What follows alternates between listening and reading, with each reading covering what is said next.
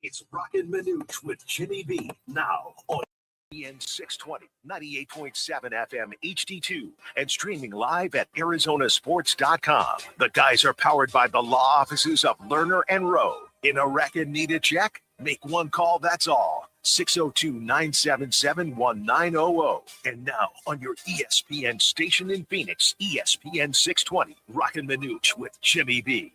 Goes Nico Gonzalez, Lionel Messi.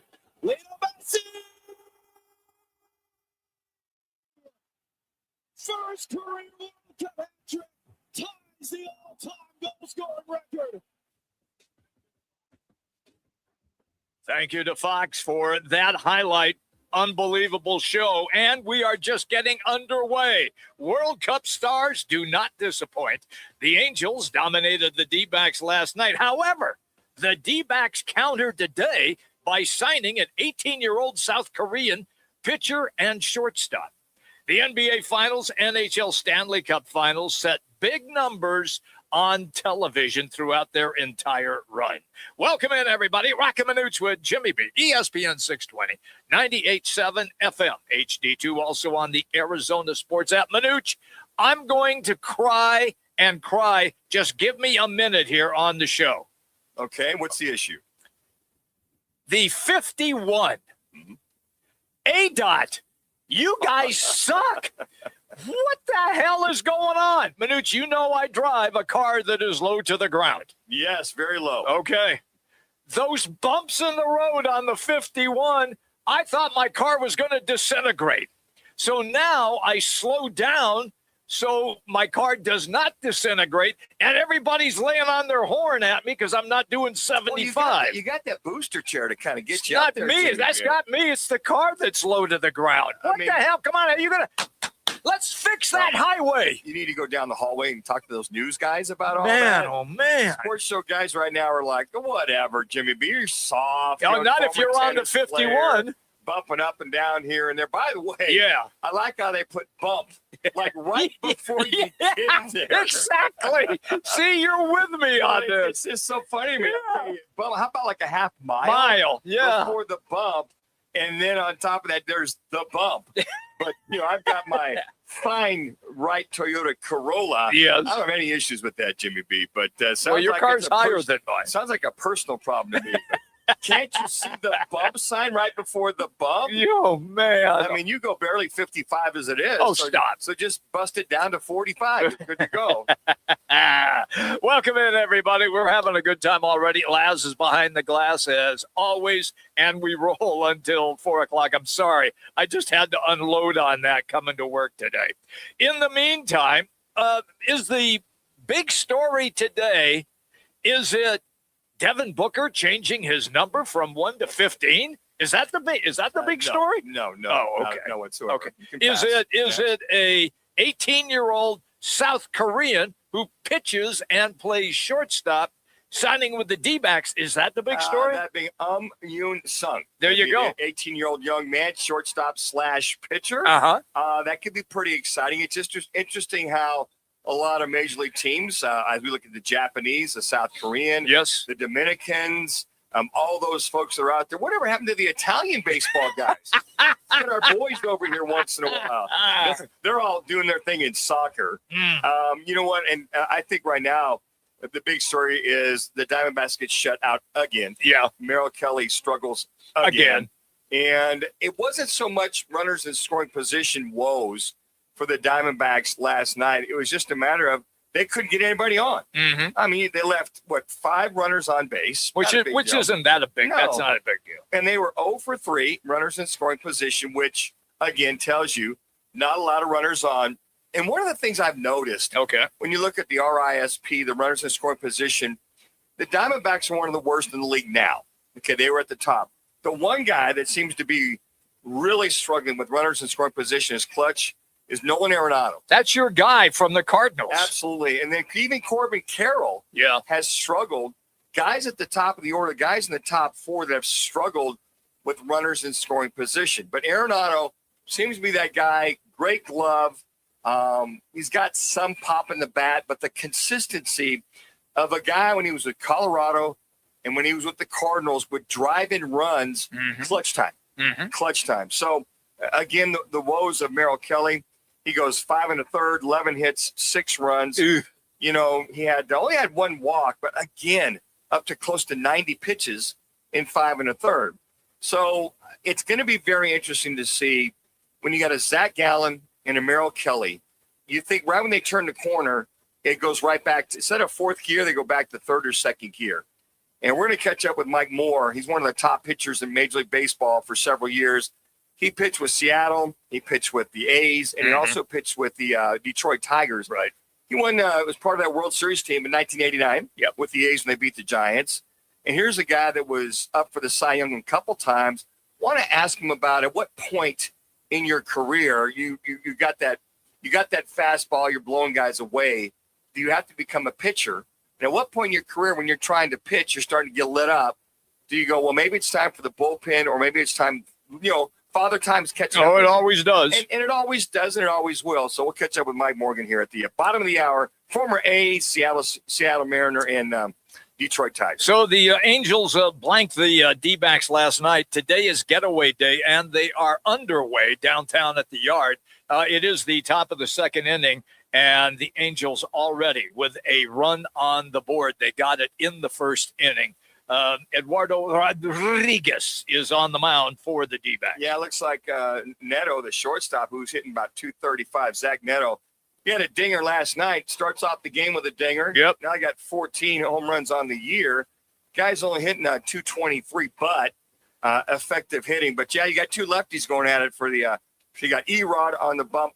And then also when you look at coming at for the Angels tonight, you got Aldagari, is that how you say that name? I believe that's correct. Aldagari, I believe is how you say that name. But lefty. Now you're close enough. 2.00 ERA going against a 2.60 ERA, that being Erod. And we'll keep you up to date as the game progresses. And right now, as I referenced, top of the 2nd inning, 1-0 Angels, and they are at bat. Okay, so I'm watching the Argentine game last night, the Argentina game. And I just happened to flip on the TV. Messi has already scored a goal. So I missed the first one live.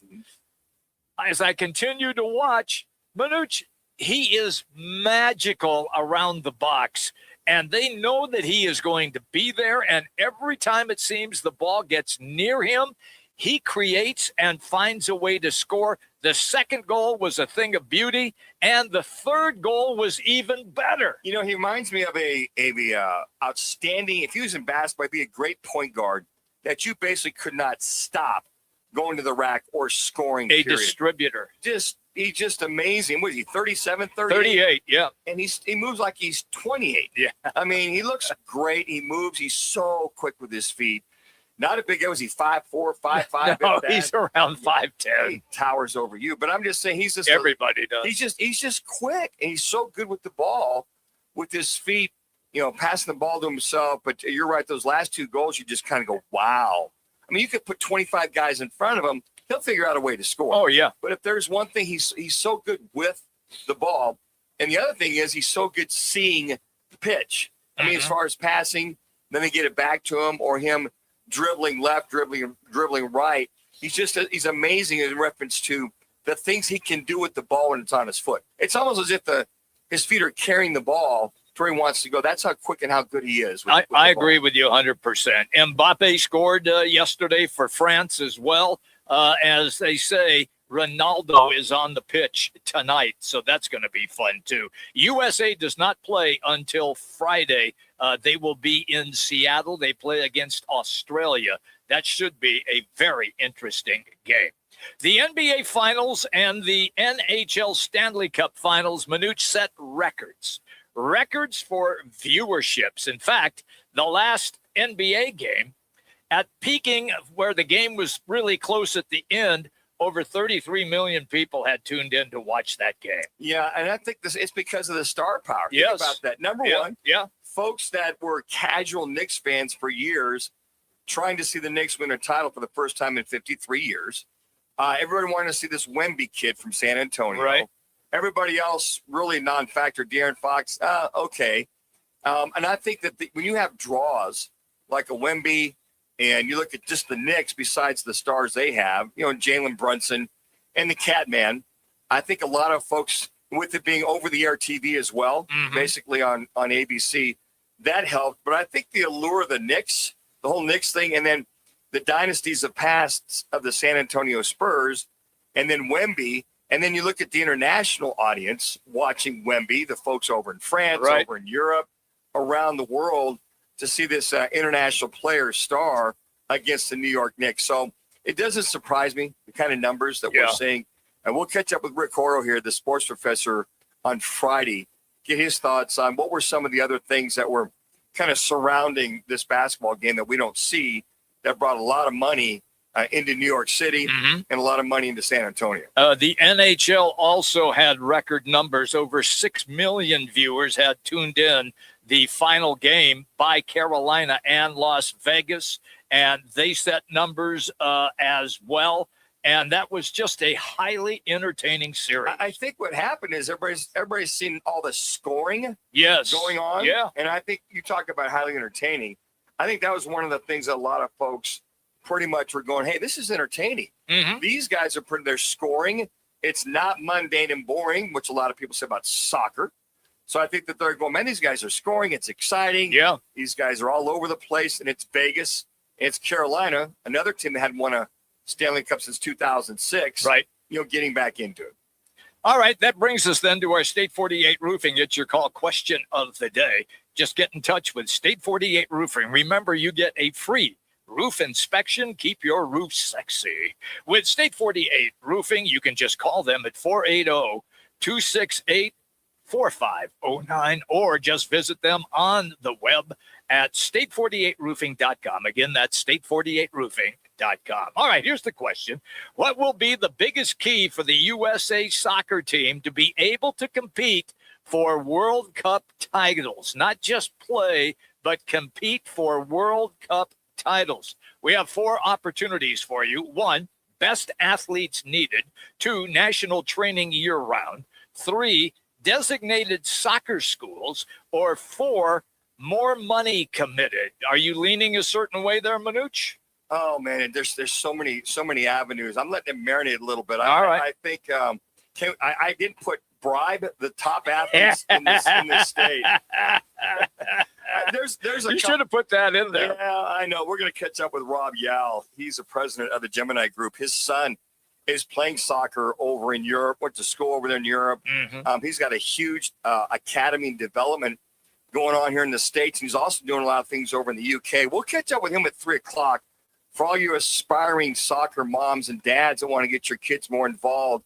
I think the one thing that we don't have here, they do in Europe, are the designated soccer schools. And the best of the best go there. They get educated there, and they play year-round, 24/7, 365. So I'm kind of leaning toward that right now. All right.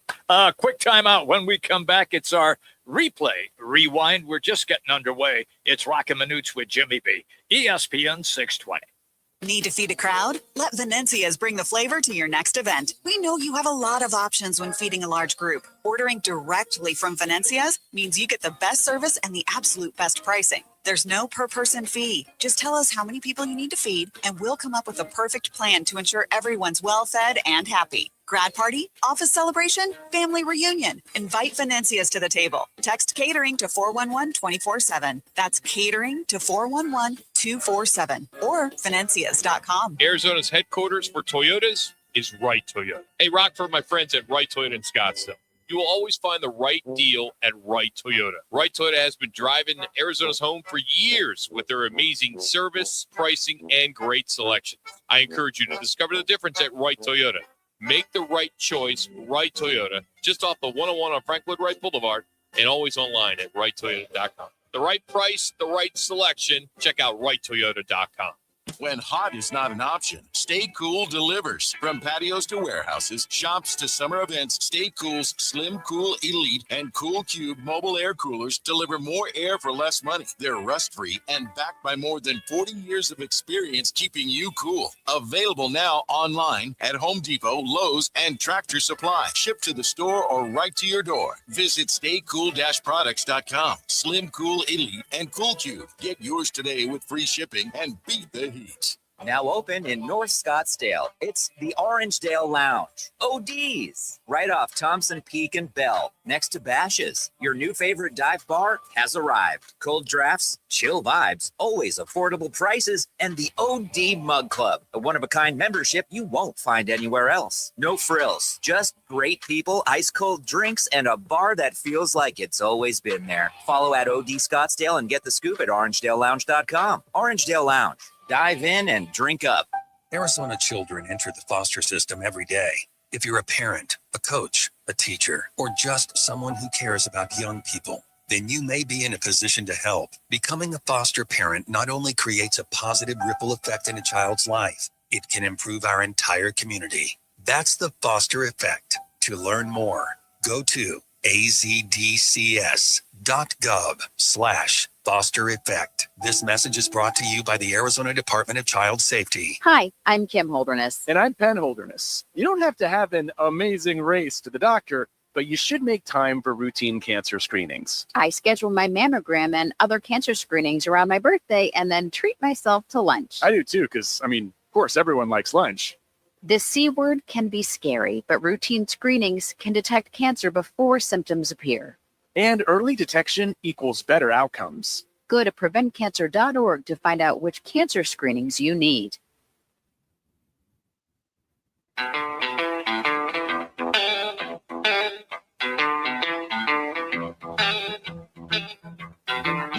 It's time for our replay rewind. The top sounds of the night and whatever Rock decides to add. Let's get to it in replay rewind with Roc and Manuch with Jimmy B on ESPN 620 and on FM at 98.7 HD-2. All right, everybody, we do a little replay rewind. The Diamondbacks have just tied the game downtown at Chase Field. It is now 1-1, and they are still at the plate. Timing is everything, right? Yes. What did I say, Jimmy? Right before he stroked that double to left center. You said, hey, Tommy Troy's at the bat. He smacked the ball a few times. He's got some pop. He's got 2 home runs, and right on cue, it's a double to the left center field fence. Gets a runner in, and here it's all tied up at 1-1. Then you got a triple with 2 outs here. D-backs threatening. Scoring a run or 2, huh? After last night's shutout. We'll dive into all that a little right here. Okay. Let us go quickly then to last night. We're only doing this is because we had a great conversation about Mike Trout, and we had Barry Bloom on as well, who followed up on that conversation of how great a player Mike Trout is, and yet nobody really talks about him. This is Trout last night. Oh, Trout, he sends one out to deep center field. Lawler's going back again. He's got to play this one off the wall, and that one is above the yellow line. And that's a home run for Trout. Second straight night that he has gone deep, and it's 5-0 Angels at the top of the 5th inning. You got a feeling that Trout's starting to get a little traction here? Here we are 3-4 weeks from the All-Star game. This is the most, hate to jinx you here, Mike, but this is the healthiest he's been up until an All-Star game, so I hope I didn't jinx you. Then again, it's another home run, as we just heard right there. 2 for 5. He was 2 for 4 the night before with the dinger, but 3 RBI, and only still batting .233. So if there's one thing he wants to get that BA, that batting average up, Mike Trout starting to get a little traction for the Angels. 6th inning, guess who again? 3-2. Swung on and a line drive to left. That's down the line, and Gurriel diving will cut it off. 1 run will score. Quickly heaves the ball back into the infield. And it's an RBI double for Trout. 6-0, the Angels lead it. But, man, credit Gurriel. He saved an extra run from scoring there. Well, it didn't matter. They got blanked. So it really didn't matter. Thank you to Arizona Sports for that highlight. Let's quickly go down to the Shohei Ohtani. And last night, they were in a dogfight. I mean, a serious dogfight, the Dodgers. But, when you have Shohei at the plate, he's going to show out. To the top of the order, Shohei Ohtani leads off. Cracks a highliner, deep center field. It is gone. It just takes Ohtani to snap this pitcher's duel. One swing, and you're on the board. Well, on that they did. Tampa Bay, I mean, they are playing some good baseball. They are. And, I mean, just the one swing, they go 6 innings of going back and forth. Rasmussen's having a heck of a game. He goes 7 innings until he gives up the dinger. And at that point in time, you look at, was it Roblensky? Talk about a pitcher's duel in Chavez Ravine. Yeah. But, he crushed it about, 465. But that's all they needed. Ohtani just that one. Just comes through again. Just does an outstanding job of just absolutely squaring that ball up. But just one hit, one home run, the one RBI, game, set, match. Dodgers, again, win in clutch time. All right, to the World Cup now. And look, we talk about how we are just amazed at LeBron James at the age of 42, and he averages 25 points a game and like 8.5 assists a game and 6-7 rebounds. Again, look, I know that he's not the favorite in the – I get it, but the longevity and what he can still do on the basketball court is absolutely incredible. So you buffer that to Lionel Messi, who is 38, and he has been playing in World Cup soccer since 2006. That's 20 years, Manuch. He has been playing for the Argentina team. Here he is last night. Right up the gut. What a ball that is. Messi on the turn. Options either side. Messi. There's your goal. There's more history. There's the Magic Man again. As far as Alexis McAllister, the decks and all the save. The rebound is Messi's second goal. He might end the night as the World Cup's all-time top goal scorer. Messi with 2, Argentina with 2. Total control for the defending champions. Goes Nico Gonzalez, Lionel Messi. Lionel Messi! First career World Cup hat-trick. Ties the all-time goal-scoring record. Yeah, he ties with Miroslav Klaase's record of 16 World Cup goals. Ties it. So we can probably pretty much rest assured he's probably going to break that record. But, a hat trick in soccer, I don't care if it's against Bangor Maine Tech or Cape Verde. That is amazing. Cape Verde is a real team. Cape Verde, absolutely. and just to watch him, and there really is, you look at Algeria, and the announcers talking about that said, these guys were in good defensive position. Yeah. He does a good job of finding a way, finding an opening, and just kicking the ball just with the prowess that he has. He is the Magic Man when it comes to World Cup soccer or just soccer in general.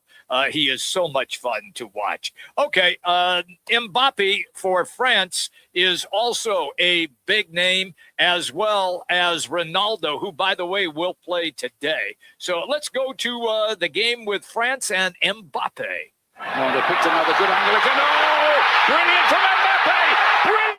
France lead! Magical from France.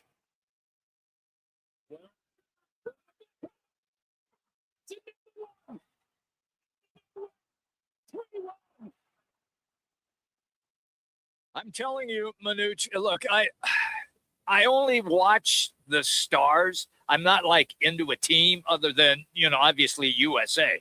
But I only turn on when I know that the star power is on the field. And yesterday and last night, star power did not disappoint. Yeah, it's interesting because I think the way that they set these games up as far as on TV and the different streaming ways that they do, but to have the Mbappe, the score that he had, you look at Messi, you look at some of the other stars that they've got playing, you kind of go, oh, yeah, I think I remember hearing about this guy, hearing about that guy. Mm-hmm. I think I was watching Telemundo one day and saw the Mexican team playing. You see what I'm saying? Yeah, I understand. So it's just so good that you can see these guys in person and watch them. Yeah. An entire game, if you do watch the entire game, or for a lot of us watching the highlights, or if you catch, the last half or what have you, to watch how they get up and down the field. Up and down the field for a good 90 minutes. So, yeah, it's good to see that the stars that are outlined for us are having success early on here in the group play. Okay, our replay rewind presented by Lerner and Rowe. Interact, need a check, just make one call at 602-977-1900. Always at lernerandrowe.com. Once again, Interact, need a check, Lerner and Rowe. Just make one call, 602-977-1900. Before we get to break, updating the D-backs and the Angels, we had talked about just a few minutes ago how the Diamondbacks had tied the game at 1.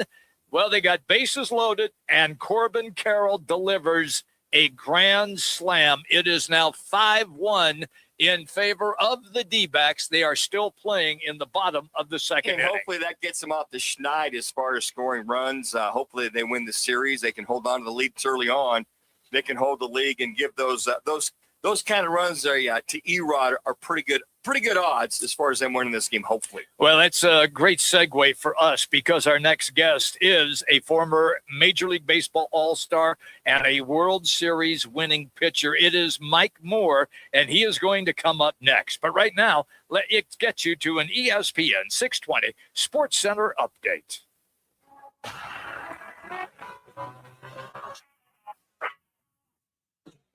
It's now time for your Roc and Manuch with Jimmy B's ESPN 620 Sports Center update. I'm Matt Lazarus. The Arizona Diamondbacks' offensive inconsistencies continued last night as Arizona fell to the Angels 7-0, but the Snakes still have a chance to take the series this afternoon, and first pitch got underway at 12:40 from Chase Field. Currently, the D-backs lead 5-1 in the bottom of the second inning after Corbin Carroll broke this one wide open with a 2-out grand slam. But we'll keep you updated as the action continues from Chase Field. This Father's Day, treat Dad to a place built for him, Twin Peaks. Sunday, June 21st, buy 6 wings and get 6 more free, any style except smoked or grilled. And here's the move. If you buy Dad a man card between the 8th of June and the 21st, you'll score a $5 bonus card to spend later this summer. Wings, cold beer, and every game on wall-to-wall TVs. It's Twin Peaks with eats, drinks, and scenic views. Let me remind you, Thursdays are where the weekend starts at Twin Peaks Restaurant. Grab an ice-cold Bud Light or a refreshing Michelob Ultra and catch wall-to-wall sports on massive TVs everywhere you look. Big games, cold beer, made from scratch food. Start your weekend early with Bud Light and Michelob Ultra. Thursdays at Twin Peaks. Eats, drinks, and scenic views. Phoenix, if you need a plumber, call the team that does it the right way. Victory Plumbing Arizona. It's particular plumbing for particular people with upfront pricing before the work starts. So there's no surprises when the job's done. And here's a deal just for listeners. Tell them you heard Victory Plumbing on Roc and Manuch with Jimmy B, and they'll waive the service charge. For leaks, clogs, water heaters, or anything plumbing, book today at victoryplumbingarizona.com. ROC number 268603. Bigger fields, bigger events, bigger experiences. Arizona Athletic Grounds. Arizona Athletic Grounds is a 275-acre sports and entertainment destination for athletes, fans, and families. Located in Mesa, AAG is one of the largest multi-sport complexes in the country, with over 475,000 square feet indoors and more than 150 fields and courts. From tournaments to training to cheer, dance, concerts, and corporate events, the grounds does it all. Learn more at azgrounds.com. Right in the heart of Arizona Athletic Grounds, one of the largest youth sports complexes in North America. Bristol's is the ultimate hangout for families and sports fans in Mesa. Come experience amazing double-decker cheeseburgers, award-winning wings, smoked barbecue, and fresh, craveable salads. With seating for 500, a full bar, 20 beers on tap, and over 100 TVs, happy hour Thursdays, Friday and Sunday from 4 till 6, plus trivia night every Thursday night. Bristol's, where Mesa comes to eat, watch, and win. Cats are masters at using up their 9 lives, like chasing laser pointers into walls or jumping onto high shelves. But the one thing cats never do, text while driving. So be like a cat and protect your one and only life. Don't text and drive. Don't drive distracted. A message brought to you by the National Highway Traffic Safety Administration, Project Yellow Light, and the Ad Council. Are you a dementia caregiver? Perhaps you care for your spouse, family member, or friend. Whoever it is, being a dementia caregiver can build relationships and test them. I'm Bill, and I want to thank you for the care you have provided. I've faced similar situations, so I'm speaking on behalf of the Dementia Society of America, a nonprofit organization. Request our free guide filled with tips on care, planning, and much more.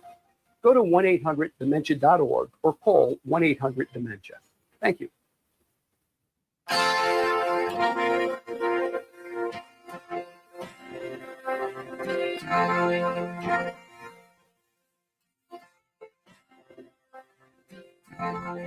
Now back to Roc and Manuch with Jimmy B. Now on ESPN 620.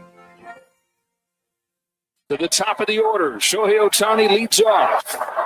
Cracks a highliner, deep center field. It is gone. It just takes Ohtani to snap this pitcher's duel. Thank you to Sportsnet Los Angeles for the highlight. Ohtani's solo home run last night. The difference in the Dodgers 1-0 win over Tampa Bay. Welcome back, everybody. Roc and Manuch with Jimmy B. We are indeed talking baseball. Mike Moore is our guest, 14-year Major League pitcher, Mariners, A's, and Tigers. He was an All-Star and also a World Series champion with the A's. I can say this now. The Oakland A's. I can actually use the entire phraseology, the Oakland A's. Mike, welcome, pal. Always good to catch up to you. How we doing, Mike? Hey, guys. How are you today? It's a good day. Let me just ask you, though, I want to talk Ohtani in a moment, but is it crushing to you since you played in Oakland that they're gone, or are you under the ilk of nobody cares? Well, I don't think anybody in Oakland cares. Okay. They were trying to build a new stadium when I was there in the 80s and early 90s. And, the city of Oakland couldn't get it done. I know there's a lot of A's fans, obviously, in the Bay Area that are going to be sad that the team's gone, but I think it's the right move. I mean, Las Vegas, obviously, the fan base is going to be good because you're going to have a lot of visiting fans there for teams in town, as well as they'll create their own base there. So, I think it's probably a good move for the organization. And you know what, Mike, when you think back, us watching you guys, what a great group of guys, players, Ricky and the gang yourself, Pitch. Just a great accumulation of a kind of team there for several years. When you think of the Oakland A's, I go way back to their mid-'70s when they were winning 3 in a row, and then you guys coming through in the late 80s. Yeah. Well, that just means you're old when you're. Yes. Yeah.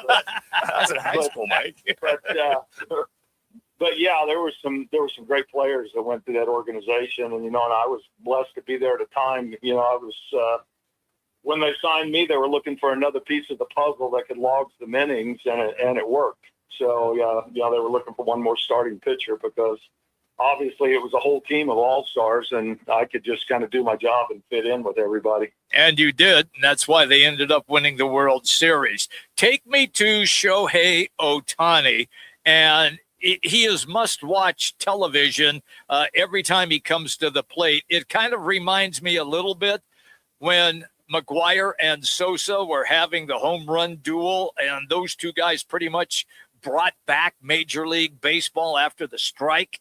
Ohtani is similar just from the standpoint that he draws eyeballs right away every time he walks into the batter's box.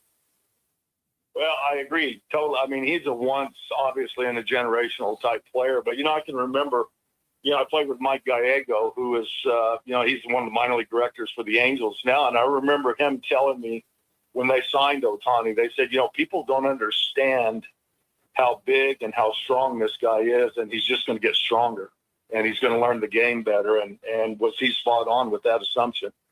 No. He is something to watch. I agree. You can't take your eyes off of him when he's at the plate. Jerry Harrison Jr., who we have on the show periodically when the Dodgers are in town, Mike, he says how hard he works, lifts, runs. I mean, to that point, what Gallego said, he doesn't take it for advantage. But when you watch him pitch and hit, I mean, you talk about a once-in-a-lifetime, once-in-a-generational player. Pitching-wise, what do you see in him? Well, I mean, obviously he's big, he's strong, he throws hard, and you see he gets the ball downhill, and I was actually just watching him pitch before you guys called. They're playing an afternoon game, and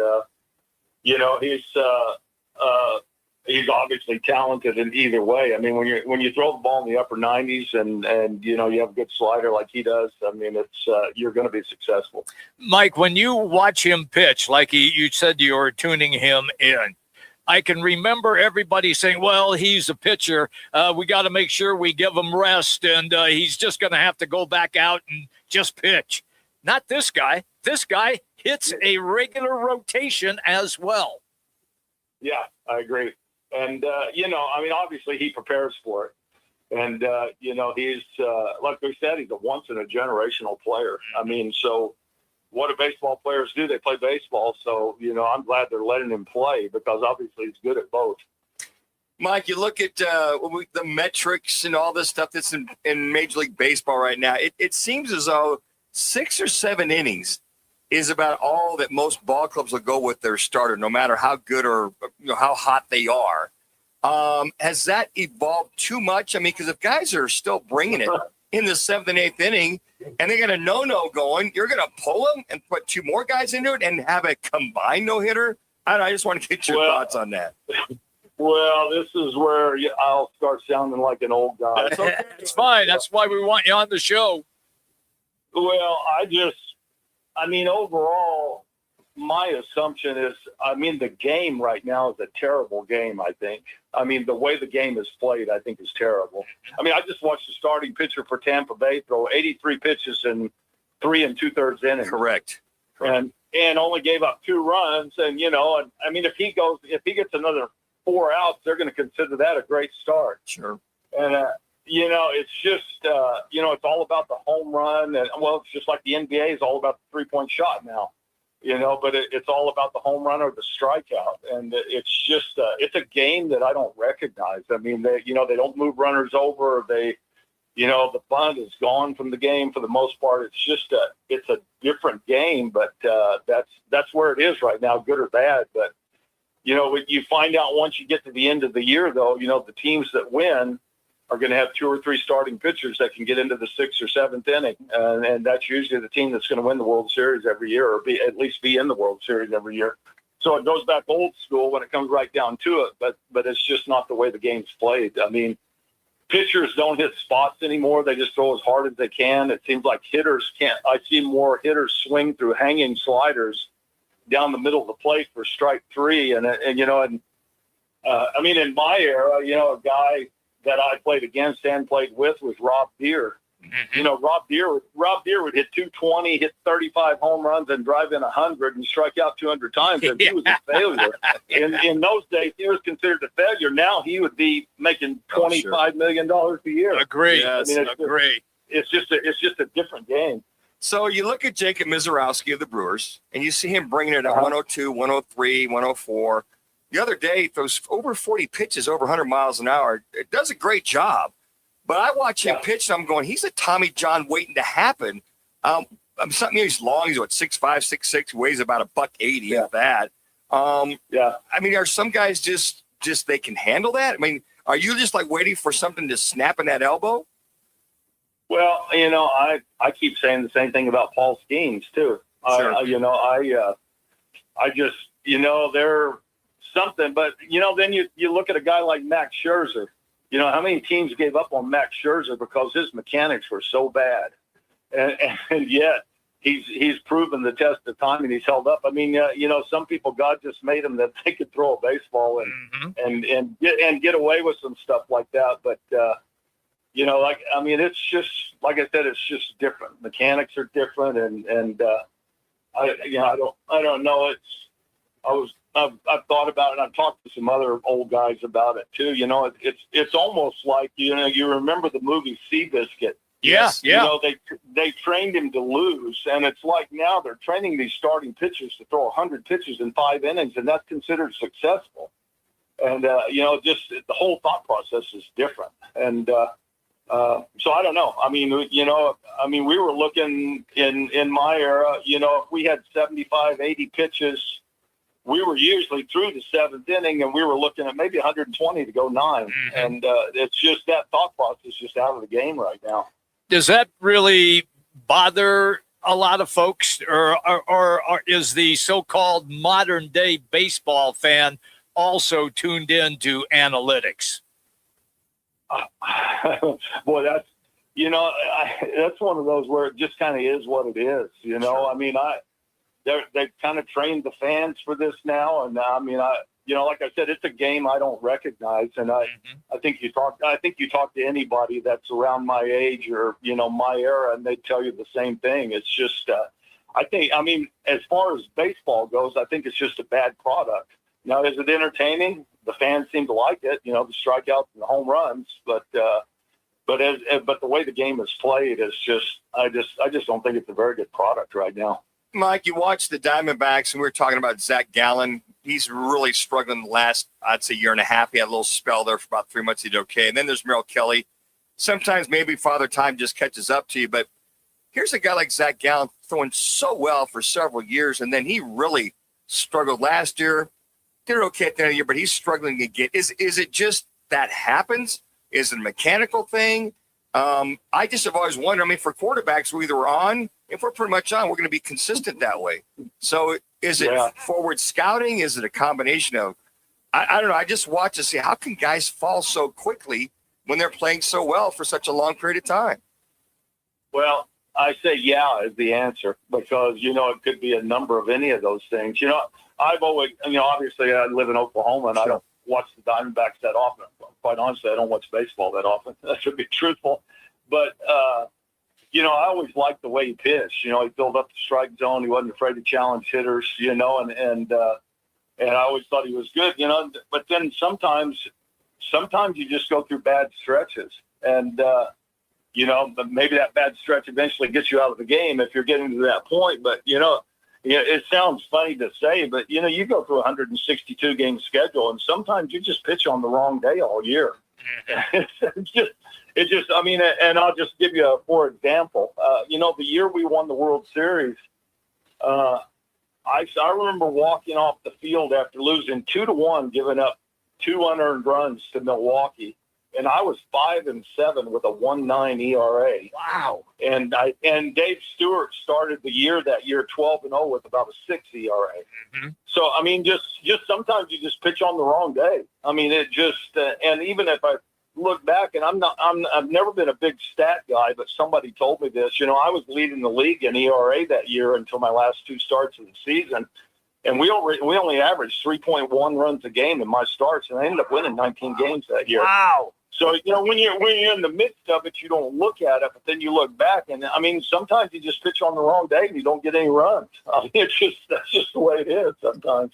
Mike, and you can go through a whole season like that, and just getting that run. Mike, I'm going to use that. When I was at K-State throwing those picks, I could say it was on the wrong day. And when I was in Buffalo, I could say, hey, we just played on the wrong day. I threw those 2 picks. It was too gloomy outside. Well, the older we get, the better we were anyway. Oh, absolutely. Well, what advice do you have for the young pitchers out there? I mean, they got strong arms. I mean, what does Mike Moore tell these young guys that are pretty much could be assured of going to the next level? Well, I mean, one of the big things is you just got to play the game. Now, I mean, you've got to, this. I mean, growing up and playing sports. I mean, you've got to play the game. You've got to enjoy the game. Enjoy what you do. But young kids, especially pitchers, the one thing that hadn't changed about the game, still the best pitch in baseball is strike one. Mm-hmm. And that will never change. It doesn't matter what level you play at. I mean, that's just you ingrain that in kids to throw strikes, and they're gonna have a chance to be successful at whatever level they're at. By the way, we got your buddy Steve Jones coming on at 3:30 to talk about the U.S. Open. Any quick story you can throw out there? But Jonesy, you're out there playing with him quite a bit. Good, bad. It's a family show now, Mike. Yeah, watch it. We've only been friends for 40 years. I have these stories on him. Hey. Actually, he'll have a good story today. He sent me some pictures of an accident his wife was in today. She rear-ended somebody. So oh boy! There you go. I'll get that out there right away, and you can give him grief about that. Okay. Hey, since you're in Oklahoma, is everybody still crying the blues since the Thunder lost to the Spurs? Yeah, well, you don't hear that much about it, now that it's over. Okay. But, I think Seattle's still crying the blues because we've got the Thunder down here. They are. Yeah. I don't think they've ever gotten over that one. But no, I'll have to say I don't watch a lot of NBA basketball, but they're a fun group to watch. They play the game right, and they just seem like a good bunch of guys. And they seem to fit well here in Oklahoma. It's always great, pal, when you take time to come on the show. Thank you as always. Mike. I'm sorry you had to put up with Manuch. Well, that's okay. Somebody's got to do it. Thank you, Mike. I appreciate that. Mike Moore. All right, guys, big take fella. care. Yeah. See you, pal. There you go. Mike Moore, everybody. He's presented today by All City Towing. It's Arizona's largest towing company. They're hiring drivers, dispatchers, customer service personnel. Look, they have great pay and they have excellent benefits, including a monthly fuel allowance. Now, you can apply today. Just go online, allcitytowing.com, and search careers. Again, that's allcitytowing.com and search careers. It's where your future is always moving. When we come back, O.J. Simpson, famous on this day. Also a little football at 50. Roc and Manuch with Jimmy B, ESPN 620. Nobody does happy hour like Twin Peaks. Nobody. Whatever you're craving, we've got it. Tequila cocktails, premium bourbon pours, and top shelf spirits served over ice balls that hit just right. Local craft beers and handcrafted whiskey cocktails, yep, all here. And with 5 Valley locations. And don't forget the teeth-chattering 29-degree drafts we're famous for. Pair it all with scratch kitchen bites that actually satisfy. From shareables to hearty favorites. When it comes to happy hour, Twin Peaks doesn't play. Twin Peaks eats, drinks, scenic views. I was in a wreck. I need a check. I was in a wreck. I need a check. I was in a wreck. I need a check. I'm Attorney Kevin Rowe. Getting rear-ended once is bad enough. Don't let the insurance company hit you again with a low-ball offer. Call an experienced attorney who knows how to fight and win. Call Lerner and Rowe today. 977-1900.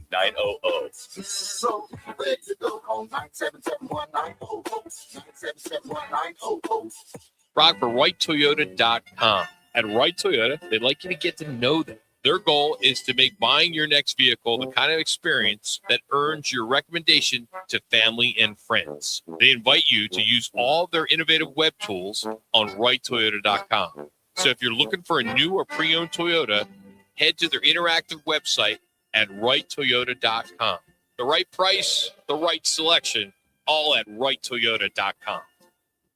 Celebrate Father's Day this year at Vans Golf Shops by Worldwide Golf. Get Dad dialed in with Ping Scottsdale Tech putters. The new mallets introduce IQ alignment technology. Each model improves your focus to sink more putts. Need more ideas this Father's Day? We have gift cards in any amount, plus our online gift guide at worldwidegolf.com. Trusted by golfers since 1963 and home to the legendary 90-day 100% satisfaction guarantee. Vans Golf Shops by Worldwide Golf. Get there.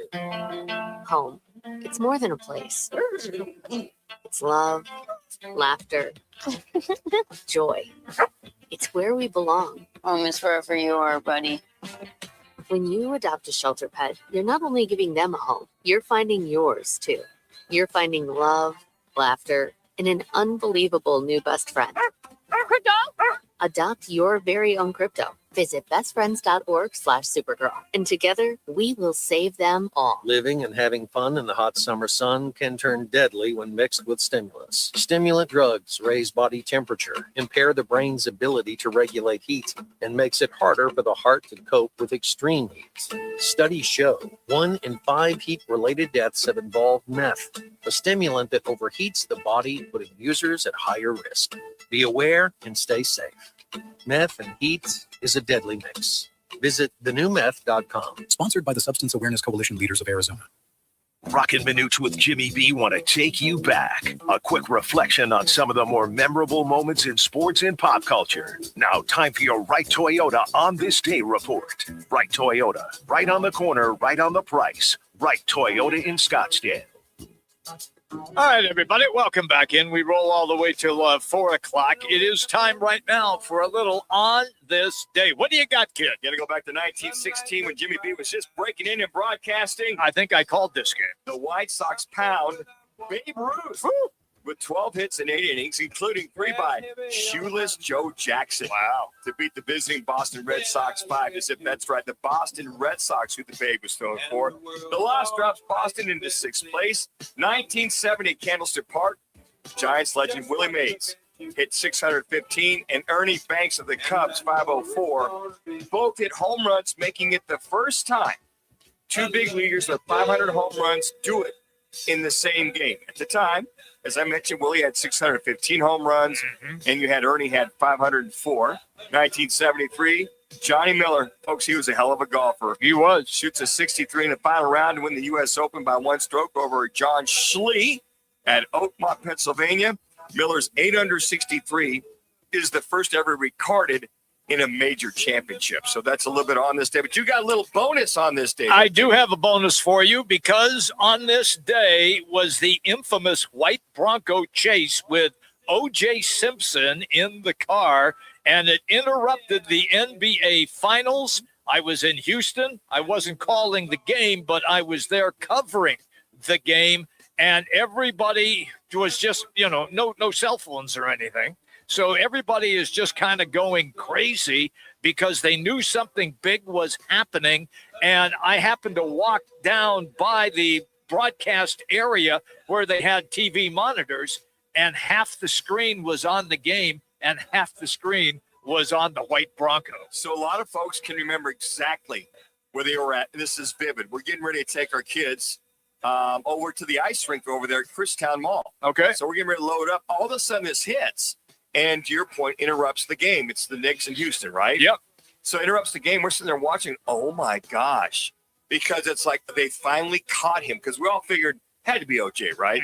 So they finally caught him. Anyways, the chase is on. The people are over the overpasses. Yeah. Cheering him, whatever. We're like, oh, my gosh. So we left because we promised the kids we'd take them ice skating. I got you. And both of them were playing hockey at the time. Okay. So we go over there. We're probably there a good 2.5 hours. We come back. It's still going on. I know. I mean, the chase is over, but they go to his house. Yeah. The coverage went almost all night long. Yeah. So I remember exactly. When certain events like that happen, remember exactly where you're at. I'm with you 100%. All right, let's do a little football at 50. It's presented by Wright Toyota. Make the right choice with Wright Toyota. Trusted service, a huge selection, and a dealership that puts customers first. All you got to do is just go online, wrighttoyota.com. That's wrighttoyota.com. Well, the top jerseys sold in the National Football League for 2025 are number 1, Josh Allen of the Bills. Drake May, number 2 of the Pats. Saquon Barkley, number 3 for the Eagles. Jackson Smith and Jigba, wide receiver for the Seahawks. Jaden Daniels, quarterback for the Commanders. You got to remember, he hardly played in 2025. Right. Pat Mahomes, quarterback with the Chiefs, Patrick Mahomes. Yes. I'm sorry, Mrs. Mahomes. Yeah. I'll never call him Pat again. Jalen Hurts, number 7, quarterback for the Eagles. Number 8, Caleb Williams. Wow. For the Bears, number 8. Laz, do you have your Caleb Williams jersey? You got, how many you have? Just 1, 2, 3? How many you got? I've got 2 Caleb Williams jerseys, 2 Rome Odunze jersey, and my Colston Loveland jersey is my newest addition. You need a life, dude. You need a life. What else am I going to spend my money on? Things that I don't need, of We got course. to find you a date. I could use one, Jimmy B. Number 9, Jordan Love, quarterback for the Packers. And last but not least, Micah Parsons. Really? Yeah, he's number 10. Micah Parsons, last but not least. If you are going to buy a jersey in the National Football League right now, who would you buy? If I were going to purchase one, yeah, that's to say, who? If you, Jimmy B, I can do it in Spanish. And you know how. football. See, you go. Look, I'm cheap. Are they? Can I get a knockoff and not the real one? I have to spend the money for a real one. When you go over to Shills over there, Chandler Fashion Square, I didn't realize they have the regular ones and then they have the authentic ones. So when I was going to get Brock Purdy's jersey late into his first year, upstairs, God, that place is huge. Yeah, it's monstrous. It's unbelievable. Ginormous. It's a kid in the candy store for next football player. Yeah. Okay, do you want the regular ones or the authentic? They look the same. Yeah, I know. That's why I asked you. I guess it's a patch. No, Jim, you got to buy the authentic. Mr. Tightwad over All here. right. Yeah, that's me. Okay. Then I'll go where no one has gone before. Sorry, I stole that from Star Trek. Yeah. I'm going Fernando Mendoza. Okay. That's a good pick. I like that. Pick. Yeah. We've already got the Brock Purdy jersey. Come on. I knew you would. We already had it. You probably have 8 of them. And we got Tyler Shuck's jersey. I figured that. We got Tyler. So you know what? I might hedge toward Josh Allen, Buffalo Bill. Yeah. You know, I could see that. Yeah. Even though I'm a Steeler fan, I'm not going Aaron Rodgers. I'm going with Josh Allen. Okay. Now, last, aside from the 95 Bears jerseys you have, who is another one that you would go purchase right now? I think a cool jersey right now would be newest edition of the Rams. Maybe a Miles Garrett Rams jersey would be pretty cool. Oh, I like that. I think that'd be a cool jersey. Yeah. It'll sell a lot this year for sure. Yeah, I like that one there. I thought, matter of fact, I was thinking Josh Allen. The other one would be Matthew Stafford. You believe he's not in the top 10 in L.A.? Why not a Ty Simpson? That's the future. Yeah, it could be. But I thought it was interesting that Matthew Stafford's not here. MVP last year. In Los Angeles. They got 21 million people there now. It's a lot. I can tell you this. You would think they'll I'm surprised Jacoby Brissett's not on here. Oh, did I say something there? Maybe a Brendan Sorsby Cardinals jersey. Does Kelsey have him going to the Cardinals? Well done, Laz. Well done. Hey, coming up, it's our monthly AmVets segment. This is going to be highly entertaining. We are really looking forward to it. And the D-backs right now in progress. They have a 6-1 lead in the 4th inning over the Angels at Chase Field. We're coming right back, everybody. It's Roc and Manuch with Jimmy B. ESPN 620 on the FM dial, 98.7 HD-2. Also, you can find us on the Arizona Sports app.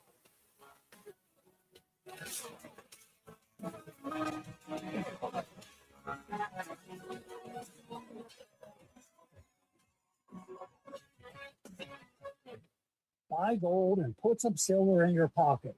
I know what you're thinking. Everything's expensive right now. How am I going to buy gold? It's Ron Paul. Nowadays, a lot of things are out of your control, but there is something you can do right now to diversify your retirement, and it doesn't cost you anything out of pocket. My friends at Birch Gold Group will help you convert an IRA or 401k into an IRA in gold, a time-tested hedge against inflation. Plus, in honor of America 250, Birch Gold is going to give you a special America 250 1-ounce silver round for every $10,000 you purchase by July 2nd. Text the word SECURE to the number 989898 to get a free info kit from Birch Gold and claim eligibility for this limited time offer. Again, text the word SECURE to 989898 today. Hey, it's Gamble, and I'm here with Stuart Willis, the president of Asset Preservation Wealth and Tax. Stuart, you handle retirement planning, financial planning, tax planning. How important is estate planning to somebody's overall portfolio? Listen, I think it's one of the most overlooked things. A lot of people say they're going to get to it eventually, and they never do. Look, I mean, here's the thing. I sometimes say I'm a bit hypocritical because I've been preaching the importance of having an estate plan and a living trust for 20 years. I just got mine done a few years ago. So a lot of you out there know they need to get it done because, look, here's the thing. Probate is not an evil process. It's just expensive and time-consuming, and it's a process you can avoid by having proper estate planning. And especially for those of you in split families, because then you've got to divide assets among 2 different families. It becomes very difficult. If you want to get an estate plan as part of your portfolio, call Stuart Willis at Asset Preservation Wealth and Tax at 602-877-PLAN. Investment advisory services offered through Foundations Investment Advisors, LLC, and SEC registered investment advisor. Join the team at All City Towing, Arizona's largest towing company and leader in roadside service. We're hiring dispatchers, call takers, lot attendants, drivers, and customer service pros ready to grow with us. You'll enjoy state-of-the-art equipment, consistent schedules, full health benefits, a strong 401k match, employer life insurance, and a monthly fuel allowance. Take your career to the next level. Apply today at allcitytowing.com. All City Towing, where your future is always moving forward. Let me remind you, Thursdays are where the weekend starts at Twin Peaks Restaurant. Grab an ice-cold Bud Light or a refreshing Michelob Ultra and catch wall-to-wall sports on massive TVs everywhere you look. Big games, cold beer, made from scratch food. Start your weekend early with Bud Light and Michelob Ultra. Thursdays at Twin Peaks. Eats, drinks, and scenic views. KTAR AM Phoenix, Arizona's home for the worldwide leader in sports, is ESPN 620.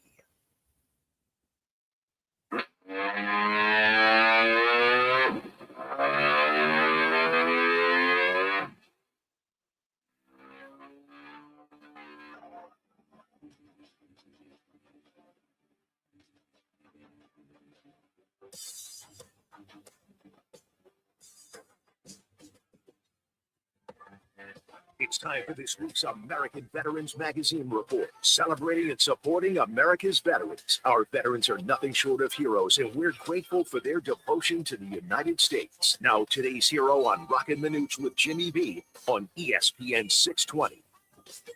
Welcome back, everybody. We go all the way until 4 o'clock this afternoon. It's one of our favorite segments that we do once a month, and today is no different than the others. It is presented by American Veterans Magazines. You can find it on the web at amvetsmag.com. Again, that's amvetsmag.com, and they celebrate and support Arizona veterans. That's correct. Leading source for veterans news. They have a business directory. It includes free listings for veteran-owned businesses, veteran service organizations, and businesses that offer discounts to veterans. And with all of that, we say good afternoon to our guest. It is Isis Gauzens. And look, a lot of people are going to say, your name is Isis? And I looked it up, and I got the information here. Named after a Bob Dylan song and an Egyptian goddess. Tell me how that happened. And Isis, is it Gauzens or Gauzens? How do you say your last name? Gauzens. Gauzens. In between. Perfect. Okay. And Isis, very good name in the 70s, maybe not so great in the last 15 years. But we lean in. Yeah. And especially because so many of the people we do work with are veterans, any publicity is good publicity. Okay. Well, I can tell you that, you'll attract them right away with that first name. No question. Excuse me? Yeah, it's a great place to start, but it's also just an opportunity to talk about something else, which is always good, and I'm going to keep the name. So thank you. Isis, you think about it, we usually have a veteran. You're not a veteran, but you've got family that are veteran folks, and it's interesting how you support, because we talk about how AmVets Magazine, it's celebrating, supporting Arizona veterans. You're on the other end in reference to supporting so many different veterans for the mortgage side, or just helping them out in so many different ways. We tend to forget of the struggles when a lot of the veterans come back or involved with the VA and all those kind of things, and how much somebody like yourself can handle them with kid gloves and support them, where a lot of mortgage companies may not do that. So I work with Julie Doyle at Fairway Home Mortgage, and we definitely have a very special relationship with our veteran community and have set up a support system. 5 years ago, when I joined Julie in the mortgage world, we tried to figure out where we could be to not just do loans, but help to serve that community. We did not make the choice and sacrifice, but this is our way of being able to help that community. And you're right, a lot of my time is spent serving that community, figuring out how I can make connections and how we can help. And what's the most difficult part for a lot of veterans that just come back in reference to trying to find, they going through the VA with the mortgages? What's the biggest challenges they face, and how you solve those issues? Really just understanding how the programs work, but also understanding where somebody is in their journey and departing and separating from the service. When we're civilians, we may hear a yes answer as being like a definitive yes or no, but it might just be the way somebody is used to asking a question. So being able to work through that and figure out what their goals are, what their family's goals are, and maybe what some of the issues have been with maybe multiple moves, or even how they have been able to use their VA loan in the past. We are able to answer a lot of questions, and there's a lot of misinformation just like everything else. Oh, absolutely. Isis, how rewarding is this job that you do for you? Well, it's really loans are what we do, but not necessarily who we are. And about 5 years ago, I became active in the Southwest Veterans Chamber of Commerce and had an opportunity to really work with veteran-owned businesses and civilian businesses that are reaching out with the same goals and objectives and have the same value system. Last year, we took it on ourselves to raise money for service dogs, and we decided to work with Soldier's Best Friend. They not only help veterans with dogs, but they help rescue the dogs, and we decided to focus on our Vietnam veterans last year. Yeah, and that was a big quest. Not only did we just go for maybe a high dollar, one person to sponsor a lot of dogs, we were able to really get into the community and help spread the word of the challenges our veterans are having. And there are a lot of people who are still unaware of the service and sacrifice because of the difference in the divide between civilians and people who've served. Isis, I'm so glad you're doing that with the Vietnam veterans. They're kind of the lost, the lost veterans from yesteryear's war, that it seems as though the last several years, more and more people are getting more involved with them to help them, because now they're in their 60s, 70s, even some of them in the 80s. What was the main focus to get more engaged with the Vietnam veterans? Exactly like you said, right?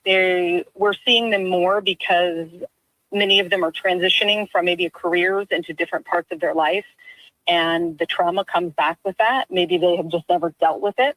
And being able to engage somebody who has never maybe been involved in the VA system and never taken advantage of their services, and now they're looking forward to that, or maybe they're feeling more accepted to be able to do that. So the Vietnam veterans was special, and actually 2 weeks ago we had a Vietnam veteran and his dog Ramon, and they were the 500th graduate out of Soldier's Best Friend. So we got to sponsor 4 dogs. That was far beyond what we had hoped to accomplish in that year. What kind of questions do they come, and when you first start to meet them and you're going to try to help them obtain a house or a townhouse or a condo? I'm just wondering what kind of questions that they ask. Really it is about how to use their benefit and to make sure that benefit is the best fit for what their needs are. Okay. Just because you have a VA benefit doesn't necessarily mean that is the best financial solution. So we want to make sure that not just your VA benefit, but we're looking at all the different programs that are available, and that we can get you to what is best for your situation.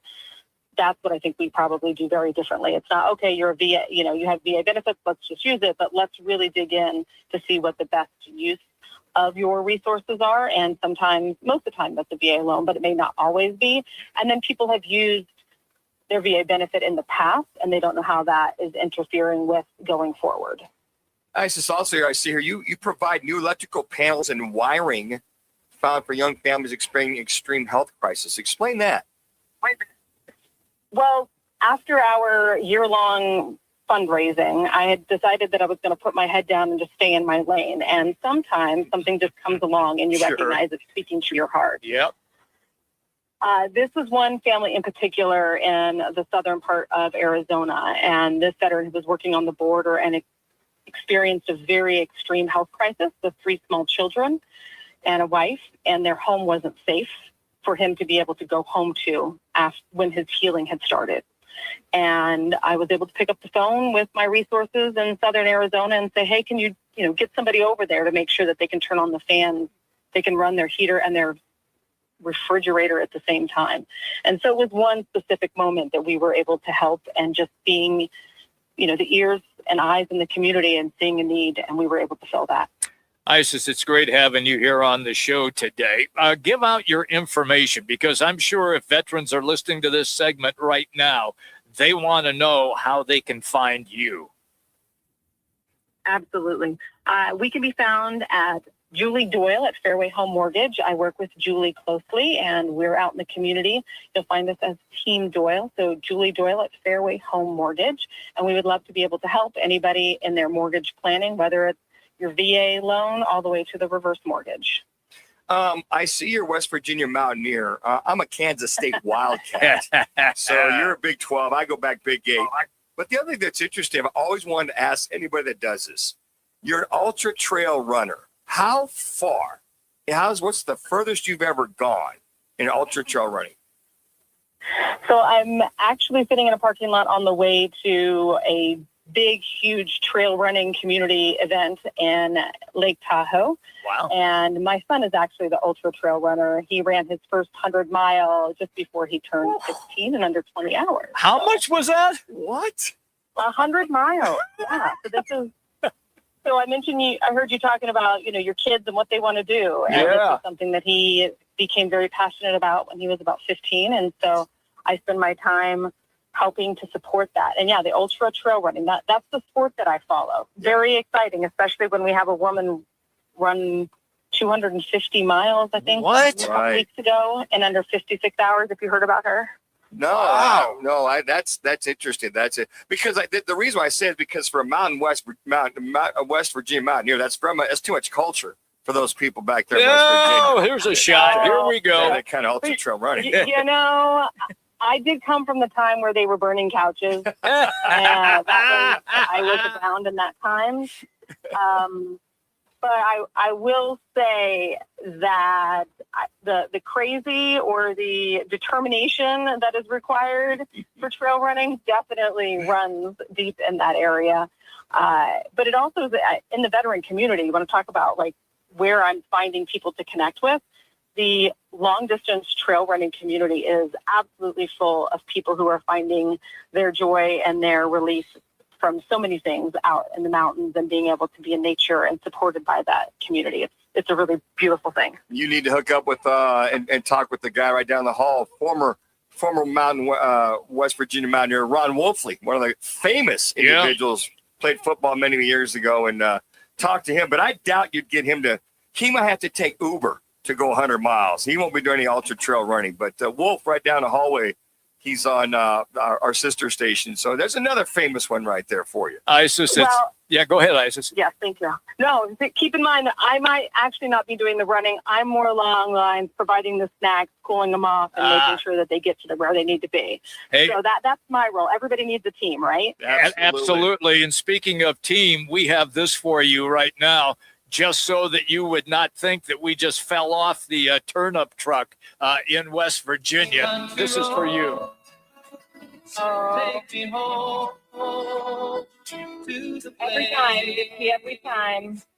It's a great song. Your baseball team played this when they won in the regionals. The entire West Virginia fandom, they sat there and sang this entire song. It was very moving. It was about a week and a half ago on ESPN, Isis. I bet you don't even have to be from West Virginia to be able to sing along to that song. No, that is correct. Yeah. John Denver, terrific job. Had the album circa 1965. Woo, look at you, boy. Look at you. Isis, thank you. Go enjoy the trail run, okay? Thank you so much for having us and for what you're doing and helping to really highlight our veteran community. I appreciate all that you've done for us. You have a great day, Isis. Thank you for your time. Take me home, country road. Did you see that? Did you see that baseball game? I did. I saw him stand. Yeah, it was like 2 days ago. No, it was about a week and a half ago. Oh, that one was? I thought they won like the other night and they were singing they did it too. Win, but it was the initial regionals they started. Oh, okay. And they'd won the first round. They was in Omaha. Okay. And they had all their fans there, and they were just the entire team came out. They just won, and they did it. Now they might have done it again with their right. That's probably what I saw. But it was like, I mean, the entire song and without the music, right? Oh yeah, and they did the whole 9 yards. But when I hear that song, I think of Yuma, Arizona, when my mom bought that John Denver album, and Take Me Home, Country Road, and I see this guy with glasses, in the Beatle Bob haircut. That's it, singing. I go, this guy's good. That's when we had vinyls. You know what a vinyl is there, Laz? You know what her actual record is? Yeah, I've heard of them. They're kind of coming back now again. People are using them as like style. They have them in their rooms. I don't know if Are you serious? Really? They're kind of coming back a little bit. Wow. Man, it used to take me like 3 hours to set up my turntable, my speakers, the cassette tape, the whole 9 yards. Oh, I never had cassette tape. When I had a turntable, and I think my parents paid like $8 for it. It was all plastic. Got to remember, I grew up differently than you, didn't have a lot. And so if I would buy a record for 78 cents at the record store, I immediately would come home and put it on that turntable and wear it out for like 3 hours. Did you buy the 33s or the 45s? I bought both. Yeah. Yeah, the 33 LP. Yeah, you bet. Yep, the album and then also the 45. Some of the albums you grow up with, Herb Alpert and the Tijuana Brass, John Denver, the harmonica boys of yesteryear, all that good stuff. With the music playing in the Manucci house. Oh, the harmonica boys. Good God. Okay, good Pretty for good me. album. Hey, that's our MVET segment presented by American Veterans Magazine, and they are celebrating and supporting Arizona veterans, Arizona's leading source for veterans news. They offer a business directory that includes free listings for veteran-owned businesses, veteran service organizations, and businesses that offer discounts to veterans. Again, we thank ISIS for being on the show with us today. Coming up, well, the D-backs are playing right now, and they have a comfortable lead over the Angels. When we get into our next segment, we'll get you updated on what has transpired so far in this game. Roc and Manuch with Jimmy B, ESPN 620. Country roads, take me home to the place. When it's game time in the Valley, you know what time it is. It's Twin Peaks time. Head to Twin Peaks with 5 Valley locations and massive screens everywhere you look. From basketball, baseball, to hockey, fights, and more, there's no better place to catch every play and all the action. Bud Light is a proud partner of sports fans everywhere. Twin Peaks, eats, drinks, scenic views. When it comes to your roof, you don't want to mess around. And Arizona homeowners and business owners have known that for over a decade. State 48 Roofing is Arizona's #1 referred roofer. Residential, commercial, they do it all. And they've been doing it right here in the Valley for over 10 years. Protect your home, protect your business. And hey, keep your roof sexy with State 48 Roofing. Visit state48roofing.com or call 480-268-4509. State 48 Roofing, Arizona's most trusted roof. You push hard, you train hard. Shouldn't your soda work just as hard? Meet Who Knew, the superfood nutrition soda packed with whole vitamins, electrolytes, and antioxidants. Only 5 grams of natural sugar. Over 2,000 5-star reviews. Voted the #1 soda for athletes. Whole food nutrition, great taste. That's Who Knew. Go to HUNUsoda.com and use code ESPN for 10% off your first order. Who Knew Soda, soda that's actually good for you. WhoKnewSoda.com. Code ESPN. Phoenix, if you need a plumber, call the team that does it the right way. Victory Plumbing Arizona. It's particular plumbing for particular people with upfront pricing before the work starts. So there's no surprises when the job's done. And here's a deal just for listeners. Tell them you heard Victory Plumbing on Roc and Manuch with Jimmy B, and they'll waive the service charge. For leaks, clogs, water heaters, or anything plumbing, book today at victoryplumbingarizona.com. ROC number 268603. Arizona's headquarters for Toyotas is Right Toyota. Hey, Rock, for my friends at Right Toyota in Scottsdale. You will always find the right deal at Right Toyota. Right Toyota has been driving Arizona's home for years with their amazing service, pricing, and great selection. I encourage you to discover the difference at Right Toyota. Make the right choice, Right Toyota, just off the 101 on Frank Lloyd Wright Boulevard, and always online at righttoyota.com. The right price, the right selection. Check out righttoyota.com. Water is Arizona's most valuable resource. And for over a century, Phoenix has led the way in providing reliable water services. Wherever you call home in Arizona, we all share the responsibility to conserve for tomorrow. Watch your water use, especially outdoors. Consider desert-friendly landscaping and water-saving appliances. Together, small changes can make a big difference. Learn more at phoenix.gov/water and help secure Arizona's water future. This message is sponsored by the City of Phoenix Water Services Department.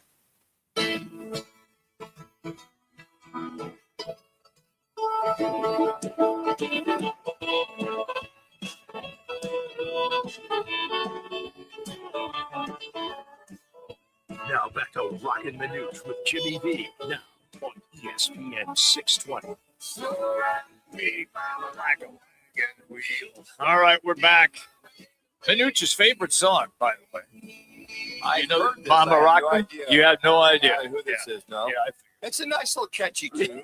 Darius Rucker, he's a legend.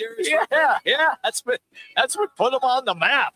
I like the old stuff. What was the group he was with back in the day before he was by himself? Oh boy, he's good. Yeah, I don't remember. I remember seeing them, but I don't remember the name of the group off the top of my head. Is it Howell? No. Oh, that's not the right one. He was the lead singer for a group. Yeah. Many years ago. Yeah. Darius Rucker and and early the Cowboys. stuff. I don't something like that. We are back, obviously, and since we're both stupid enough, we couldn't remember who. Hootie and the Blowfish. What's it?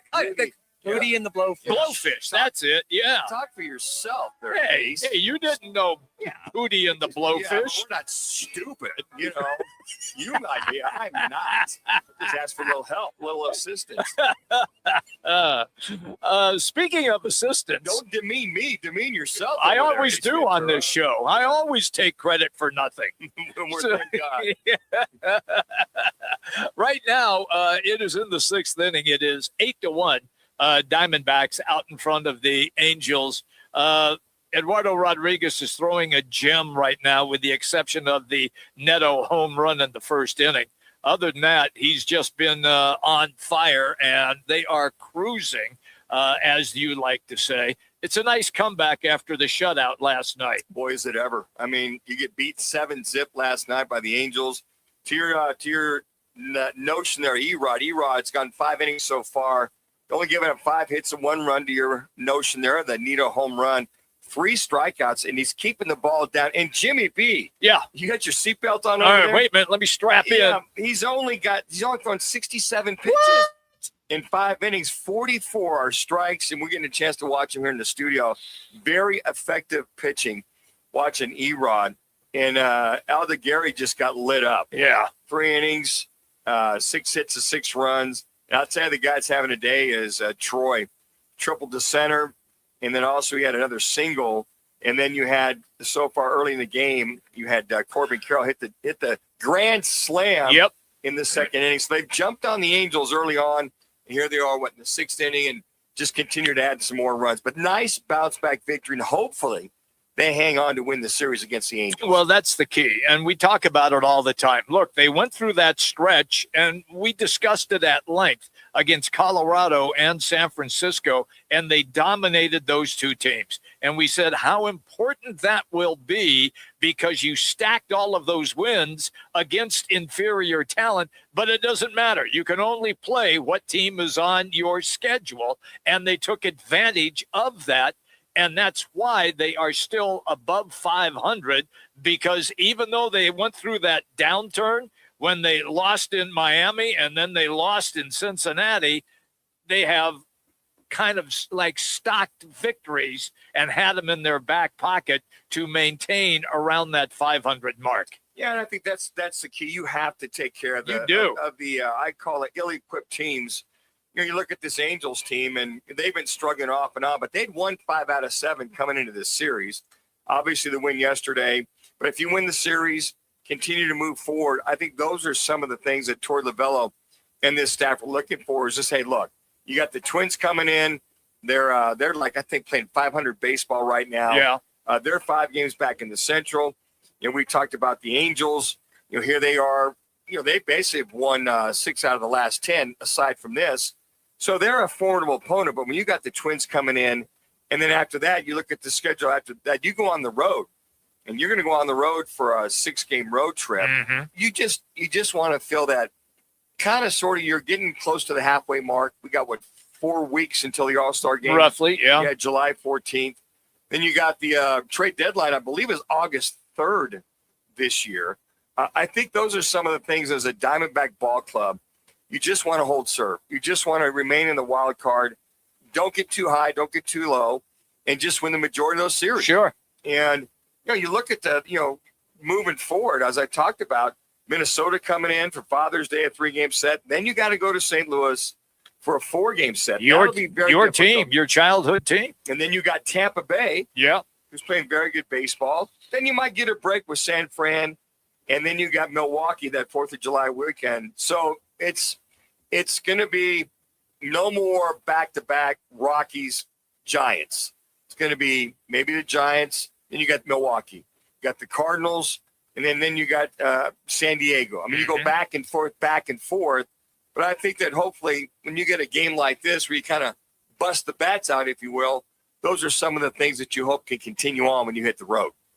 One of the things that I'm going to keep an eye on here is when they go to the pen, because right now Rodriguez struggling a little bit. He's got no outs and runners at first and second. So I can see a move coming up right here, Manuch. I want to see if the bullpen responds or if indeed they struggle because they have had issues in the last few games. Well, it hasn't really been so much the bullpen at times. They've had one inning here and there. But you look at the bullpen overall, even Sewald's got, 17 saves? Yeah, he does. Aside from the one home run he gave had, up the dinger last night. A couple nights ago. Yeah. Those are some of the things you look forward to that they can maintain. And I think if this team, if they play 500 baseball, that'll be good enough when you start to get into the August and September. But they're got to make they got to make up their decisions in reference to, do we go get another bat? Right. Do we go get another arm? Who will be justified for the bullpen? By that time, I would think by the All-Star break or after, that Brandon Pfaadt will have had enough games that they'll see how he's doing down in Reno. And if they bring him back, what capacity they bring him back at. So if Kelly continues to struggle, I think Zach Gallen, they'll just continue to use him. But if Kelly continues to struggle, again, at the trade deadline, Kelly was the only one traded last year at the trade deadline. He was. Because he was pitching very well. So there will be some tough decisions to make. The only pitcher traded. Yeah, exactly. Yeah. So those will be some tough decisions for them to take a look at as they move forward. That's right. Suarez and Naylor were both. Yeah, they were traded. But too. yes, but you were right when you referenced that he's the only pitcher that was traded. For me, those are going to be difficult decisions. And the one good thing that they have is Zach Gallen, 1-year deal. That's it. So if he continues the struggles that he has, you're going to have to make that decision, Manuch. If you're going to make a run and be in that wild card hunt, you're going to have to make a very difficult decision. Well, I think, and just long story short here, I think that if they're in the wild card hunt at the trade deadline and they're pretty much dialed in right now, this Diamondback team, they're just one game out of the third position. Right, yeah. So if they're there, they won't make any moves. They might go get a bat to help that out. You don't think they'd make a pitching move? No, I wouldn't, because you look at there is literally, if you look at this wild card as of right now, there are 8 teams within 2 games of the wild card. Oh yeah, it's stacked. So if there's a lot of teams that are in it, they probably won't make any moves unless they can trade a couple of prospects away for a needed bat or something along those lines. Okay. All right. Once again, top of the 6th inning, there are now 2 outs.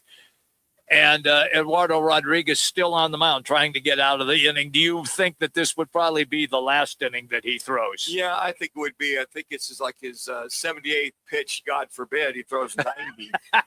So I think that I'm sorry I'm laughing. I think they'll stretch him out one more. You think so? I think he'll at least come out for the 7th. Yeah, with an 8-1 lead, they might do. They might have the luxury. Oh my gosh! Yeah, that's stretch true. him out to the the 7th inning.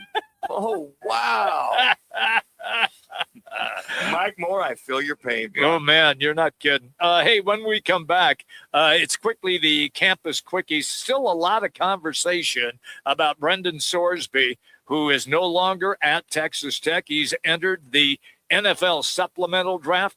ASU U of A, we're going to ask the guys how they respond and how the Big 12 reacted to that signing of Sorsby. And then also we'll go to the mountain and have a great conversation there as well. Roc and Manuch with Jimmy B, ESPN 620. Let's get you to a Sports Center update right now.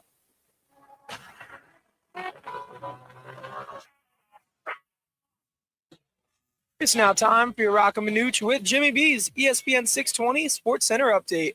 I'm Matt Lazarus. The D-backs' offensive inconsistencies continued last night as Arizona fell to the Los Angeles Angels 7-0, but the Snakes still have a chance to take the series this afternoon as first pitch got underway at 12:40 from Chase Field. Currently, the D-backs lead the Angels 8-1 in the bottom of the sixth after Corbin Carroll broke this one open early on with the grand slam in the second inning. We'll keep you updated as the action continues on from Chase Field. This Father's Day, treat Dad to a place built for him, Twin Peaks. Sunday, June 21st, buy 6 wings and get 6 more free, any style except smoked and grilled. And here's the move. If you buy Dad a man card between the 8th of June and the 21st, you'll score a $5 bonus card to spend later on this summer. Wings, cold beer, and every game on wall-to-wall TVs. That's Twin Peaks with eats, drinks, and scenic views. We get it. A meal shouldn't cost you nearly $20. And we agree. At Venezia's Pizzeria, lunch or dinner for under $10 is still a thing. And for an even sweeter deal, stop in and grab a Slice Rewards card. Get a stamp for every qualifying Slice special. 10 visits, 1 free qualifying special. Simple. And every Tuesday, we double your stamps. That's your free pizza twice as fast. Venezia's Pizzeria, a family tradition with great rewards. Join the team at All City Towing, Arizona's largest towing company and leader in roadside service. We're hiring dispatchers, call takers, lot attendants, drivers, and customer service pros ready to grow with us. You'll enjoy state-of-the-art equipment, consistent schedules, full health benefits, a strong 401k match, employer life insurance, and a monthly fuel allowance. Take your career to the next level. Apply today at allcitytowing.com. All City Towing, where your future is always moving forward. I was in a wreck. I need a check. I was in a wreck. I need a check. I was in a wreck. I need a check. I'm attorney Kevin Rowe. The insurance company's job is to pay you as little as possible. Our job is to get you every dollar you deserve. Call Rowe today and let's make them pay. Call 977-1900.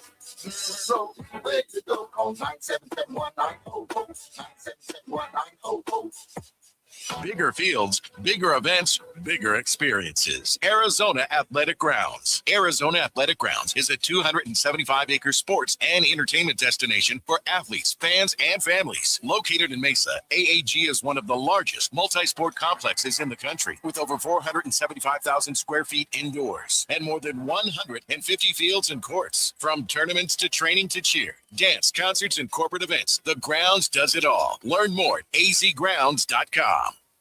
Finding yourself skipping your self-care routine, experiencing things around you others don't, or withdrawing from friends and family. You might be experiencing first episode psychosis, or FEP. Stress, trauma, substance use, even genetics can trigger it. And if you're in your late teens to mid-20s, it's impacting you more than others.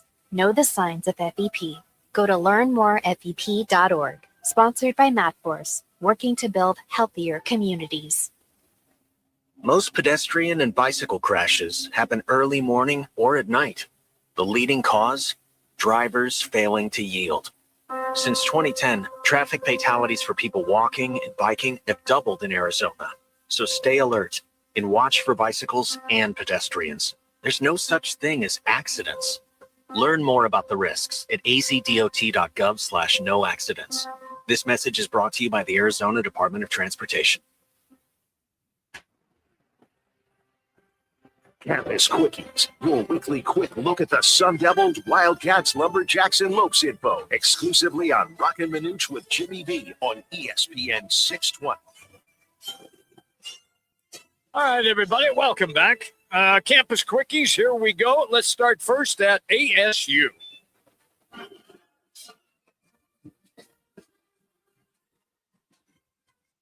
So we asked Hod Rabino to get out of the pool and come on the show. He is with us right now.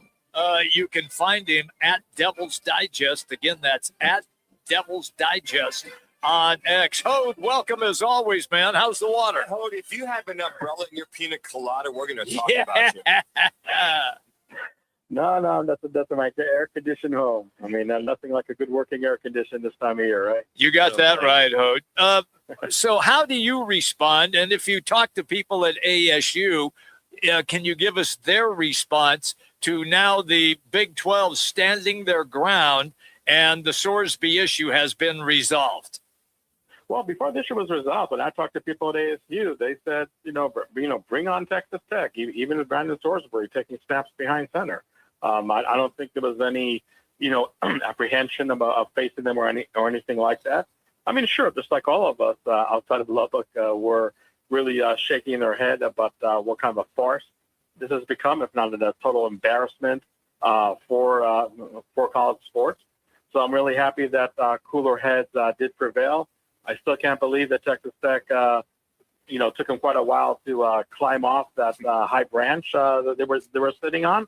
But it was definitely the right decision for both Salisbury and Texas Tech to part ways, because there's just no way you can set such a dangerous and frankly ridiculous premise of having somebody who bet multiple times, dozens of times, on their own team and still be able to be eligible. I think that Texas Tech realized there was a big saw coming to get them off that branch. And I think that was it. I really believe that when the potential suit came down by the Big 12, the commissioner, to go after the Attorney General of Texas to say, look, you cannot dictate our bylaws.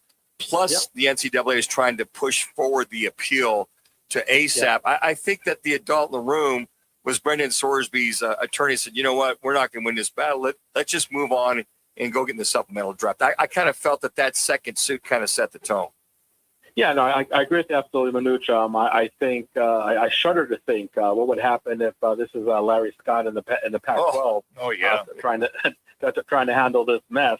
And even though it seemed in the very beginning of this whole saga that the Big 12 were not going to flash their legal teeth, well, Brett Gormack and the legal team over there at the conference, maybe took them a little longer than people wanted to, but they definitely showed Texas Tech that they are not going to win this battle at all, and told like I said, Attorney General of Texas, look, at the end of the day, Texas Tech is part of the Big 12 conference. Sure. And there are bylaws they have to adhere to, period, end of story. So I think that the Big 12 and the stance that they took has to be commended. Again, I shudder to think what would happen if ASU wasn't in its old conference. So really kudos for the Big 12 for doing the right thing. And I said this when this whole saga started, guys, and I'll still say it now, even when it ended. Big 12 Media Days on July 7th. It's going to be a really interesting endeavor over there, and I'll be there to cover it. Boy, you got that right, and we can't wait to have you on the show and fill us in. It's going to be awesome. Thank you, Hod. Get back in the water. Thank you, guys. You got it. Hod Rabino, everybody. Devil's Digest. Once again, you can find him on X at Devil's Digest. Let's go to Tucson.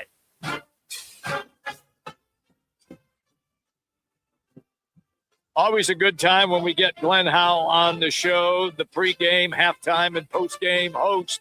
You can find him on X at Glenn P. Howell. That's Glenn P. Howell. Welcome, my man.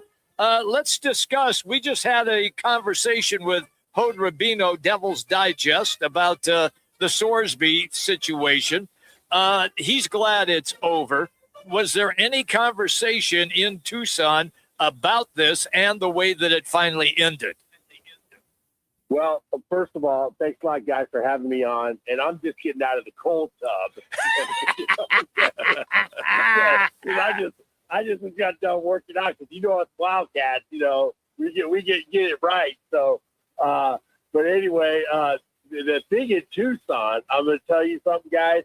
I think that I heard there was a sale on a pair from Neiman Marcus, and our Big 12 commissioner got a pair and really put it down, man. Yeah, I mean, that's what we needed to do. Sure. Before we had some little peanuts in there, and now we put the law down. That's what we should be doing. There's no way 900 times you should be having this guy play. And good for him that he's going to be able to go in the supplemental draft. I think that would be good for him. But I wonder if anybody's going to even touch him. So I wonder. And that's the point right there. Is the vetting process will be just amazing. I'm sure University of Cincinnati is going to get bombarded. By scouts, general managers. But I think to your point, Glenn, I think you nailed it when you say, hey, look, somebody stepped up. The commissioner of the Big 12 Fine stepped up and said, look, Mr. Attorney General there in Texas, you're not going to dictate to us what we can and can't do. We'll sue your butt. And the NCAA the same morning said we're going to try to move the appeal up so we get this appeal sooner rather than later. And I think at that point, the Sorsby camp said, you know what, this thing is a losing proposition. I thought they did the good job of stepping up and saying, we're moving on. Yeah. And absolutely. And that's what we should have done from the get-go. Absolutely. And that's the way we did, because we got to stand up for college football and college athletics, because we can't let that this virus I call the virus of gambling is infiltrating our college sports. It is infiltrating our campuses, and it's infiltrating our athletes, and we got to be able to solve this problem, and we got to get on it right away. Otherwise, we're going to have some really bad stuff going on in college sports. Hey, Glenn, just real quick, I heard the participation down there at U of A with the football players is off the charts. Oh, it's unbelievable. Everybody's buying in. It's red line down, guys. It's just red line. Everybody's buying in it. We had the greatest doggone freaking, I guess, promotion place, because everybody's buying in, because they're all redlining, and they're in it, and they believe that they can win. They're looking around. And what I like about it is that they're looking around and looking at other people, and they're looking at their teammates and saying, you know what? We got a good squad. Mm-hmm. We can do something. And once you do that, and I've had that feeling in '83 when I came in there, I said, man, we got some studs here. We can play. And that's what they have to go into this season and think about, man, I'm going to go to the doggone fences for these guys, go all the way with these guys, and just play my heart out and believe that red line. And the red line is really being sold here. It's always good, pal, when we have you on the show. Get back in the ice tub. I'll just warn you, serious shrinkage. Not when you're long. Goodbye. Later. Hit the dump button. So now we have to bring Mitch Strohman on after that conversation. Let's go to the mountain.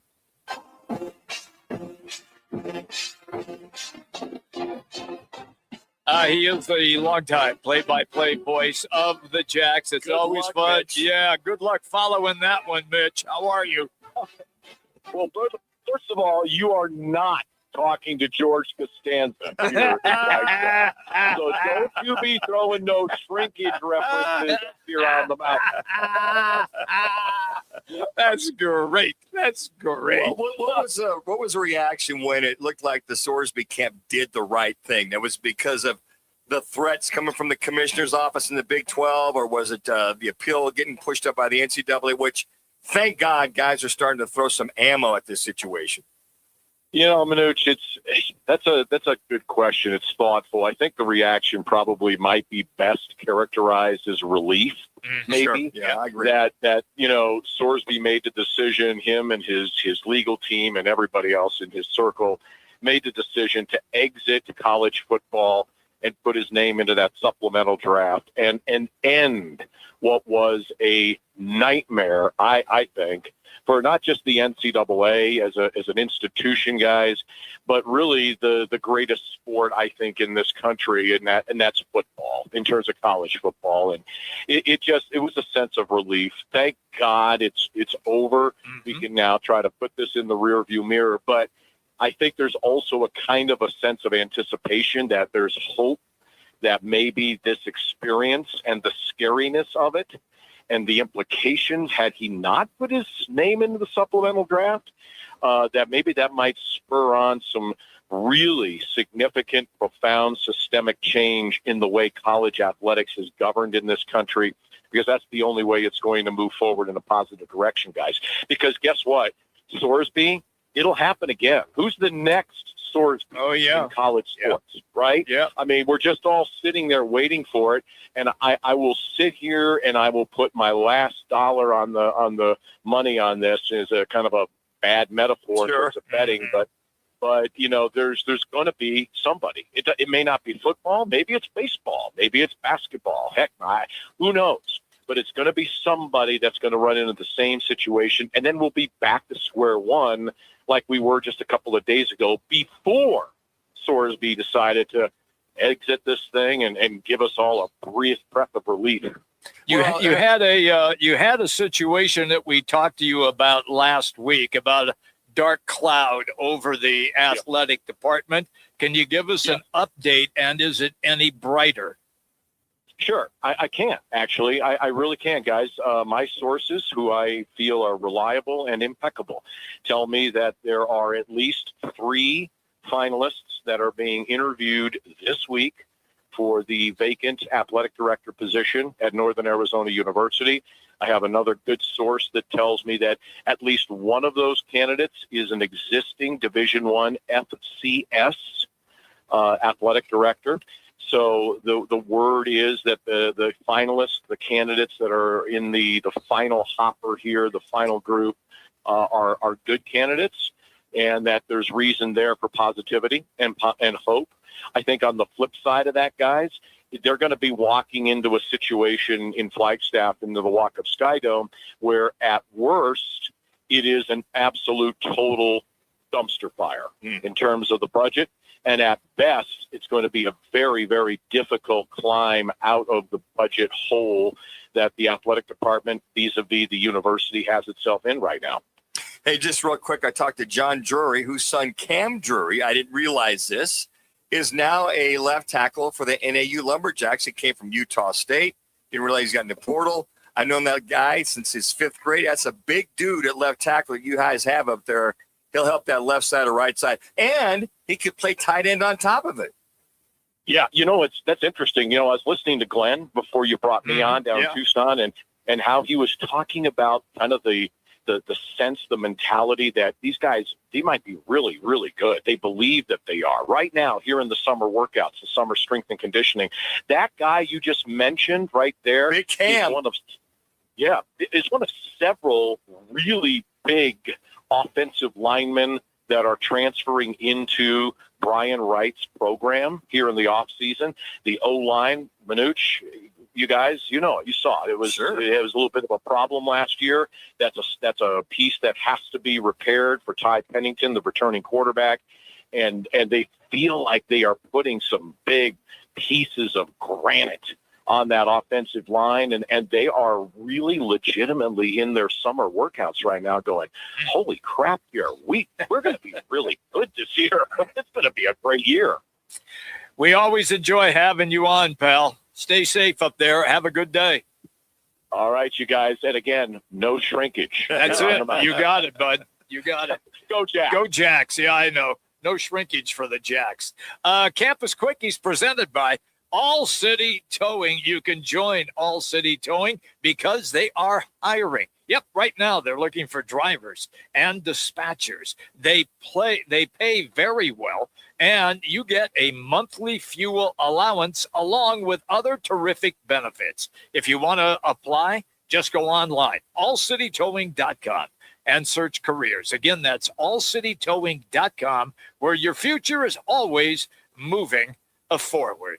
All right, a quick break. We're coming right back, everybody. It's Roc and Manuch with Jimmy B. Let me remind you, Thursdays are where the weekend starts at Twin Peaks Restaurant. Grab an ice-cold Bud Light or a refreshing Michelob Ultra and catch wall-to-wall sports on massive TVs everywhere you look. Big games, cold beer, made from scratch food. Start your weekend early with Bud Light and Michelob Ultra. Thursdays at Twin Peaks. Eats, drinks, and scenic views. Hey, Arizona State football fans, London is calling. The Sun Devils are headed across the pond to face Kansas in the inaugural Union Jack Classic, September 19th at Wembley Stadium. It's the first college football game ever played there, and you should be part of it. For tickets, hospitality, and travel packages, visit UnionJackClassic.com or contact the Sun Devil ticket office. Join Coach Dillingham, Sparky, and the Sun Devils in London.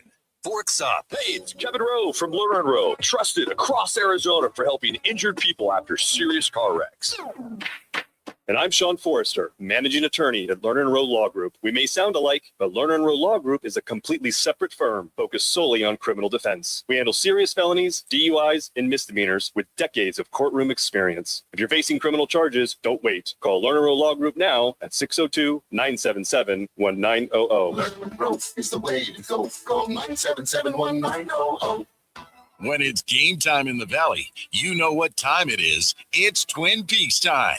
Head to Twin Peaks with 5 Valley locations and massive screens everywhere you look. From basketball, baseball, to hockey, fights, and more, there's no better place to catch every play and all the action. Bud Light is a proud partner of sports fans everywhere. Twin Peaks, eats, drinks, scenic views. Looking for a meaningful way to engage in your community and make a difference? Volunteer with the State Health Insurance Assistance Program, or SHIP. We need your help to support your friends and neighbors as they enroll in Medicare for the first time. Review plan options or troubleshoot problems with their health care. SHIP has many volunteer opportunities. Whether it's conducting one-on-one counseling, speaking to groups, or providing office support, SHIP can find a role that's right for you. For more information or to volunteer, visit azship.org. This project is supported by a grant from the U.S. Administration for Community Living, U.S. Department of Health and Human Services. Pima JTED doesn't just work for students, it works for all of Arizona. Hands-on training, real-world skills, high school students become job-ready, and Arizona businesses get the talent they need to thrive. Without a skilled workforce, Arizona can't grow. But with Pima JTED graduates, our entire economy prospers. Join the businesses already investing in Arizona's future. Learn more at PimaJTED.org. That's PimaJTED.org. This message is sponsored by Potoff Private Philanthropy. The U.S. is on the world stage, and there's a lot to get to. This is your World Cup soccer update, powered by Twin Peaks. 5 locations across the valley showing you every match, and Michelob Ultra pouring all summer long. Let's get you caught up. Right up the gut. What a ball that is. Messi on the turn. Options either side. Messi. There's your goal. There's more history. There's the magic man again. As far as Alexis McAllister, the depths and all the save. The rebound is Messi's second goal. He might end the night as the World Cup's all-time top goal scorer. Messi with 2. Argentina with 2. Total control for the defending champions. Goes Nico Gonzalez. Lionel Messi. Lionel Messi! First career World Cup hat-trick ties the all-time goal-scoring record. Yeah, so as you guys just heard right there, Lionel Messi and Argentina picked up exactly where they left off in the 2022 World Cup. Lionel Messi ties Miroslav Klose for the most goals in World Cup history, and believe it or not, his 6th World Cup. So Argentina played last night against Algeria. They took easy care of them. They ended up winning 3-0. After that, we had a late night game between Jordan and Austria.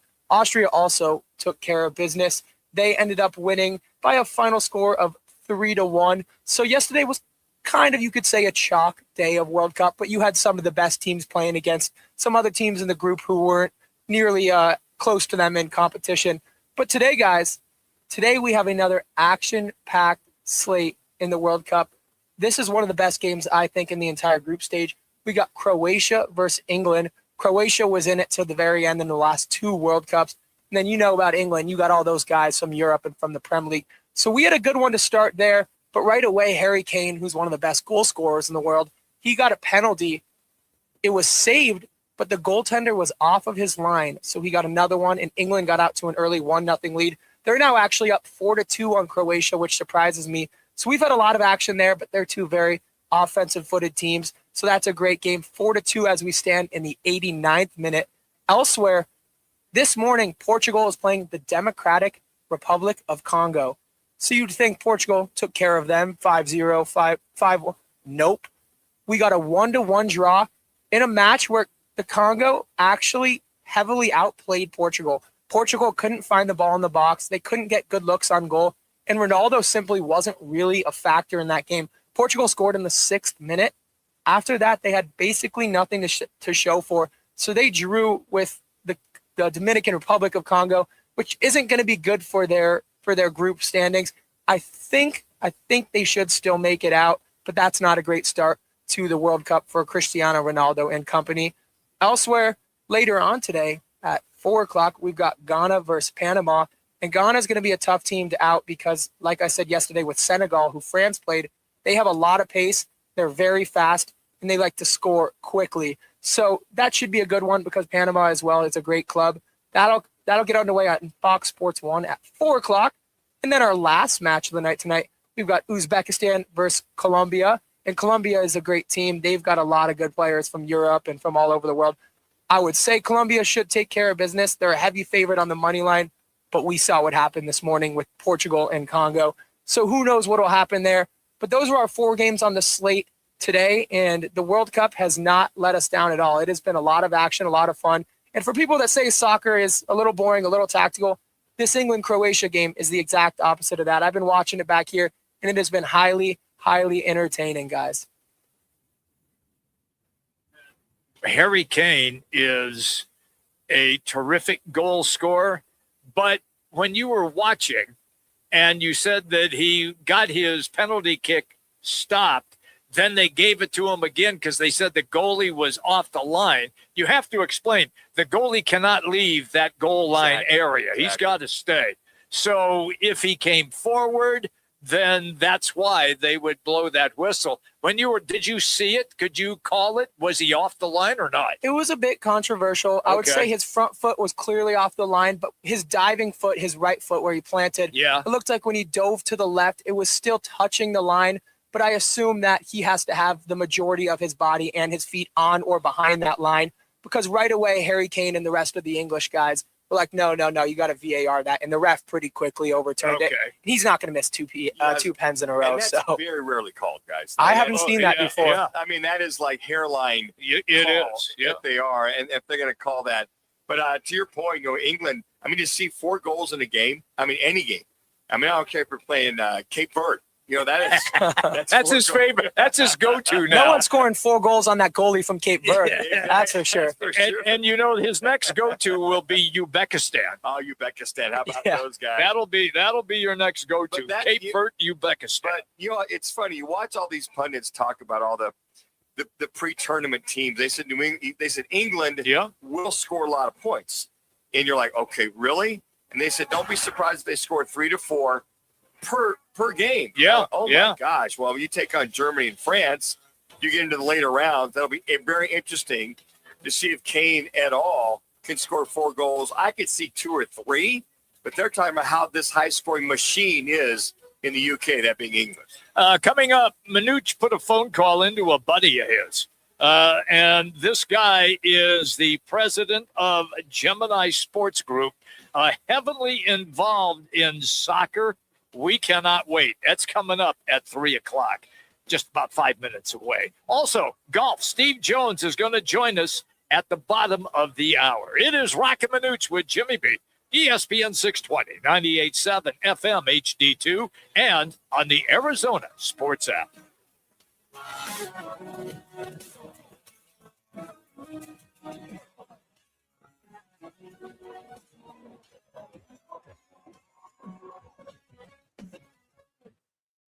Michelle here. Look, in sports, the best teams know when to make their move. Sherwin-Williams is making theirs with 30% off Super Paint, Super Deck, and Woodscapes products, June 12th through the 22nd. I'm looking at the studio walls. I'm thinking I wouldn't mind a little more red in here. Just get that Cardinal spirit going. Yeah, I like that. Order online, get everything delivered right to your door, or swing by your neighborhood Sherwin-Williams store. Retail sales only. Some exclusions apply. See store for details. Delivery available on qualifying orders. Indeed presents hires you can't afford to get wrong, like customer service associate at a dry cleaning shop. Yeah, hi. I'm here to pick up my suit. Ah, yes. Here you go. There must be a mistake. This is too small. It shrunk a whole lot. Look on the bright side. Now you have a suit you can give to a child. This is the job for sponsoring jobs. This is what happens when you don't sponsor your job on Indeed. Next time, get matched with quality candidates with Indeed sponsored jobs. Visit Indeed.com/hire now and sponsor your job today. In baseball, every decision matters. One pitch can change the game. I'm Jeff Jr., founder of Trajan Wealth. And like a good manager, building a strong financial plan takes strategy and the right team. Torey Lavello here. Jeff's right. In baseball, you can't just watch one part of the field. You have to see the whole game. And that's how we think about financial planning. Most advisors just manage investments and refer you somewhere else for taxes or estate planning. But the best teams work together. Exactly. At Trajan Wealth, we built a family office model that brings everything together. Wealth, tax, estate, one team, making sure every part of your plan plays well together. That's why I trust Trajan Wealth. With my family's plan, they see the whole field. Call Trajan today, 855-TRAJAN-1. That's 855-TRAJAN-1. Advisory services through Trajan Wealth, LLC, an SEC registered investment advisor. Paid advertisement. Other services through Trajan Estate and Trajan Tax. Additional disclosures at TrajanWealth.com. Twin Peaks is the best in the game. Here, your favorite drafts are poured at a frosty 29 degrees, and rare barrel-aged whiskeys are served just the way you want them. It's bigger game days and bolder fight nights. I mean, where else can you find a scratch kitchen that always comes in clutch every day from lunch to late night? Only at Twin Peaks, the #1 sports bar. Twin Peaks Scratch Kitchen scores every time. Dig into hand-smashed burgers, chef-inspired flatbreads, and more at your local lodge. Celebrate Father's Day this year at Vans Golf Shops by Worldwide Golf. Get dad ready for the course with tailor-made TP5 golf balls. Buy 2 dozen TP5 or TP5X golf balls for $100. Need more ideas this Father's Day? We have gift cards in any amount, plus our online gift guide at worldwidegolf.com. Trusted by golfers since 1963 and home to the legendary 90-day 100% satisfaction guarantee. Vans Golf Shops by Worldwide Golf. Get there. KTAR AM Phoenix, Arizona's home for the worldwide leader in sports, is ESPN 620.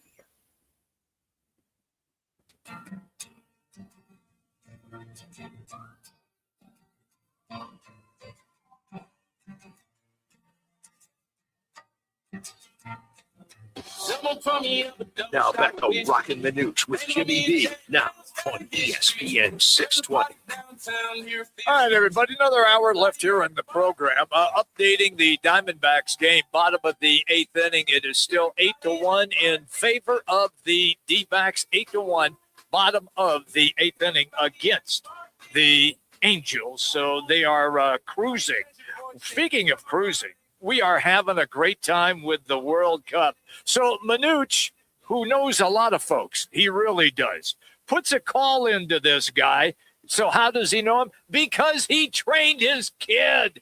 That's how Manuch knows Rob Yowell. And he's also the president of the Gemini Sports Group, currently representing a group building a $350 million academy and more allowed player development and pay-for-play soccer, also for several clubs in the UK and Europe. And I did train his son, Cam, who's over in Europe playing pro football. There you go. Also, he has a son playing soccer over in Europe. Rob Yowell now joining us here on the right to guest. Rob, it's Manuch and Jimmy B. How are we doing this afternoon? Great, fellas. How you doing? Just watched the end of that England-Croatia game, so we're watching a little bit of football, here, watching some World Cup action. Got to use the proper terms. Here's the thing. We're sitting there kind of formulating our It's Your Call question of the day, and that's why I thought of you. And here's our State 40 worth of It's Your Call question of the day, Rob. So just get your thoughts on this. What will be the biggest key for USA Soccer to be able to compete for World Cup titles? Is it best athletes needed?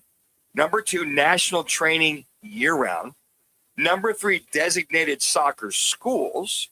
Or 4, more money committed. Now, Rob, like everybody else, you can just go to Roc and Manuch on Twitter or Instagram and vote. So as you let those 4 marinate, and here you are involved, you're over in Europe, you're doing all these things to bring soccer to the States. We got Turkey out there at the Arizona Athletic Grounds, training. How do we get USA Soccer off the schneid?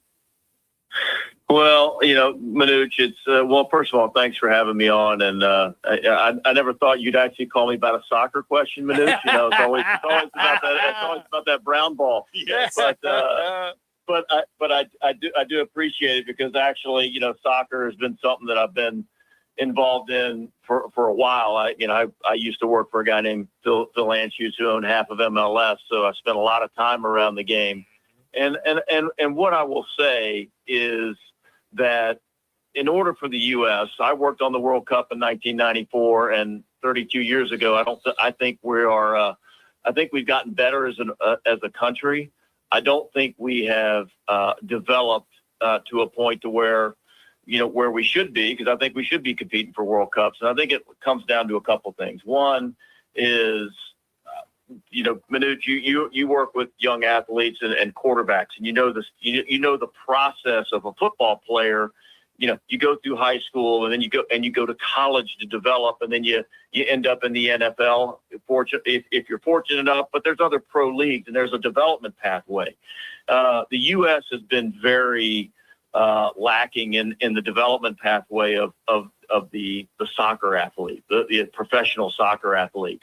You don't go to college in the U.S. to become a professional soccer player. The rest of the world identifies you at 12, 13, 14. I mean, we're listening to a lot of the stories as we watch the World Cup play out about some kid that was, Erling Haaland, developed at, 13 years old. His dad was a professional, and boom, he's already in the Norwegian system as a teenager.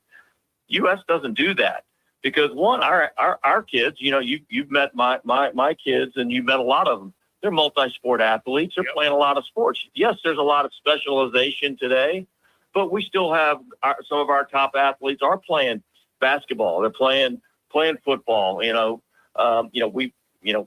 here in the Valley. We've developed a few hockey players. Rare for them to come out of the desert, but there's athletes everywhere. Soccer has just not mastered what's the pathway, and there's a lot of different accesses to it. The rest of the world identifies great players, puts them into a national system, puts them into an academy, and eventually, they elevate up to the pro level. They don't look at college to develop. Here, hey, you stroke a check, you play for a club. I'm guilty of that. My kids have paid to play, high level soccer. It doesn't guarantee you anything, Manuch, as you know.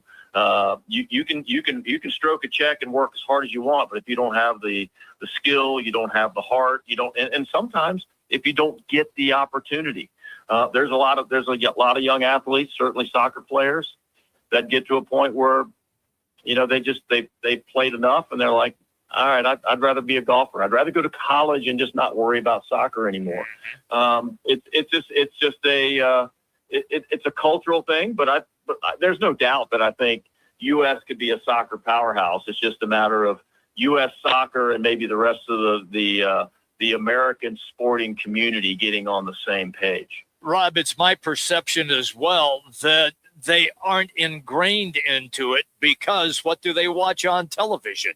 Well, they watch the NBA, they watch the NHL, they watch MLB, and so they are accustomed to seeing those sports being played day in and day out. Soccer does not deliver that kind of national media coverage in the United States. And also, the salaries aren't even close to what you can make as an NBA player or a Major League Baseball player. So I think that's a real problematic situation because of that.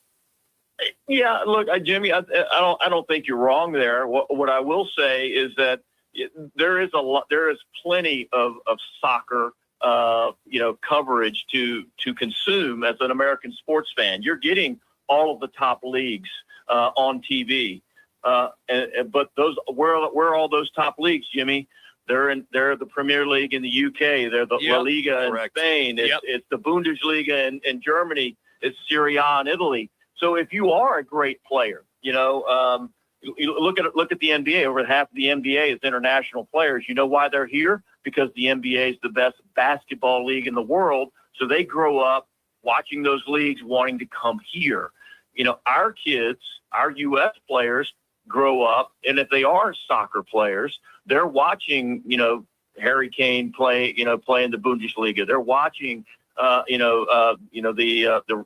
top players playing these top leagues, and they go, how do I get there? They're not worrying about how do I get to MLS, how do I get to USL. They're figuring how do I get to those top leagues, and how you get to those top leagues is as a 13, 14, 15-year-old kid, you leave here, you go to an academy in the UK, you hopefully get a pathway into one of those top leagues. And here, and again, I will say that MLS has started to develop through their MLS Next Pro platform, a pathway, but that pathway leads you to the MLS. That pathway does not lead you to Manchester City. It does not lead you to Bayern Munich. And in recent news, you've seen, obviously, we've got the Barca Academy down in Casa Grande. Bayern Munich just announced an academy coming to San Diego. So some of those European clubs are starting to establish more and more of their academies over here to hopefully find one or two American kids. But what we all are learning as we watch if we just look at our American or our U.S. men's national team, just about not just about, every one of those men representing the U.S. are playing internationally, and in many cases are dual nationals. There is not a pure born and bred American, I believe, on our roster. Mom or dad or an international somewhere. So they had a choice. Hey, do I play for Mexico? Do I play for Germany? Do I play for Switzerland? Whatever the other country is. And so, what I would love to see is eventually a U.S. team that is born and bred. Kids that are born in America, and again, having just carrying a U.S. passport. My son, we have Italian, Swedish, and German lineage, but not close enough to get him a dual passport. So he's had to do he played all through the system here in the U.S. Went to college, played 5 years, was an all-conference player, started every game his last 2 years. MLS didn't call his number. Wow. He didn't get drafted. He's a 6'3" left-footed center back, and if you take that profile over to U.S. Manuch, or excuse me, over to the to the UK or Europe, those are unicorns. Those are like that left tackle Manuch that you needed to have to cover that blind side, or that 6'0" receiver with 10-inch hands that just catches everything, good or bad. Over in Europe, that type of athlete is, especially a 6'3" left-footed center back. Those are considered, how do I get them? So you got to go over to Europe and develop and grow. And a lot of the coaches over here are have international influence, and that's what they look for in style of play, because at the end of the day, that's the highest level. Sure. And so, I think for us as a soccer playing country, one, we have a great chance to see some of the best players in the world as we watch the World Cup. We have arguably the best player in the world playing in MLS right now. He just had his first hat trick ever in the World Cup yesterday. Yeah, Messi, at 38, old guy, supposed to be in a retirement league, and what is he doing? He's come over here and won the MLS championship, and now he's defending his World Cup title with his Argentinian team on U.S. soil, and continuing to put on a show. So I think that's going to elevate the game, having more and more players. But I personally would love to see more of the Clint Dempseys of the world, and that were born and raised here in the U.S. And playing for us at the top level. And look, it's a numbers game with anything. We just need to get more and more kids playing and wanting to pursue it at a high level. And like Jimmy said, the kids are watching. Hey, we watch football, college football. What are the two biggest sports over here? Sure. NFL and college football. Those are the two biggest things. And so if you got a young son, that's what they're gravitating to. Our women's team's pretty darn good. Yes, they are. We've got soccer figured out over here. Yeah. We do pretty well there. It's just a matter of, can we get the men's team, along that path? And look, we've had a lot of great players that have come out of the U.S. and played internationally. Excited about, obviously, the first the first game against Paraguay, I mean, we came out and played great. We've got a tough game, on Friday against Australia. And then obviously against our Phoenix residents from Turkey that are going to be they'll be hosting them in LA, next Friday. So they've got a test. But look, guys, right now the way they played that first game, looked like they can go 3-0 and get the Uncle Sam's Army all fired up about getting out of the group and maybe making a little deeper run than I think any of us expected. Well, Rob, thanks so much for chiming in and educating us. Please tell Cameron over there in the pro football leagues, is it Germany or England? Which one is it this year? He's in the German football league, Manuch, Regensburg. They just got off a bye week. They're fighting their way through their first season in the top division and got their first win in club history 2 weeks ago. So at the top German level. Well, so they even have promotion and relegation in football over there, Manuch. So why can't we have it in soccer over here? I don't know. Will he play? I've got Rocky Lombardi, Corey Lyles, and Cameron Yowell. Will Rocky and Cam play against each other? They could. They're not scheduled in the regular season. They could see each other in the playoffs. That'd be great. See, I trained him so good, Jimmy. They have to go to Europe to play pro football. That's right. You got Correa in London, playing in London for the Warriors in the new ALFE, and Rocky's playing with Dresden, the Monarchs, and they're one of the proverbial favorites along with the Potsdam Royals. So Rocky's off to an undefeated start, doing well. Cam would love to face him. They've already planned the jersey swap for you, Manuch. I love it. Well, the lab is international. Make sure you get plenty of photos when those guys play each other. I certainly will. We have a photographer over there with the team, so we'll make sure you get that photo if those two get on the field together. Rob, we love having you on the show. Great insight, pal. Thank you for everything, and I'm sorry that you know Manuch. Well, that's okay, Jimmy B. I also know Rock, which is even worse. So, that's We thought we'd leave that out of the conversation. We don't want to bring you down, Yeah, that's okay. But hey, look, guys, appreciate you having me on, and look, we're excited about where the game can go in the U.S. And appreciate you having me on. You got it, man. Have a great day. There you go. Rob Yowell, that was fun. That was good, Manuch. I can't believe you finally came up with a quality guest. Could have had a V8. I'm sitting there getting dressed going, Rob can talk about our State 48 Roc Manuch call question of the day. Yeah. Bingo. And he was very loquacious. Oh, he's dialed in. Hey, the Diamondbacks end up winning that game today against the Angels. When we come back, we'll talk about that and get into a little more soccer conversation. Roc and Manuch with Jimmy B, ESPN 620. Twin Peaks is the best in the game. Here, the ultimate lunch lineup boasts wall-to-wall sports and scenic views. When you're hungry and in a hurry, the Scratch Kitchen delivers lunch in the clutch. I mean, where else can you order a 29-degree draft beer and a quickie combo on your lunch break? Only at Twin Peaks, the #1 sports bar. Twin Peaks Scratch Kitchen scores every time. Dig into hand-smashed burgers, chef-inspired flatbreads, and more at your local lodge. Rock for WrightToyota.com. At Wright Toyota, they'd like you to get to know them. Their goal is to make buying your next vehicle the kind of experience that earns your recommendation to family and friends. They invite you to use all of their innovative web tools on WrightToyota.com. So if you're looking for a new or pre-owned Toyota, head to their interactive website at WrightToyota.com. The right price, the right selection, all at WrightToyota.com. I was in a wreck. I need a check. I was in a wreck. I need a check. I was in a wreck. I need a check. I'm Kevin Rowe from Learn and Rowe, and we've been serving Arizonans for 20 years. Make the best choice during an accident. Call 977-1900. That's 977-1900. Learn and Rowe is the way to go. On 977-1900. 977-1900.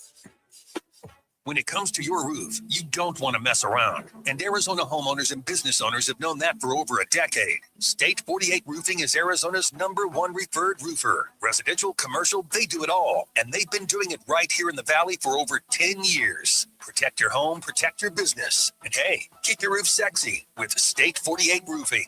Visit state48roofing.com or call 480-268-4509. State 48 Roofing, Arizona's most trusted roof. All right, son. Time to put out this campfire. Dad, we learned about this in school. Oh, did you now? Okay. What's first? Smokey Bear said to. First, drown it with a bucket of water, then stir it with a shovel. Wow, you sound just like him.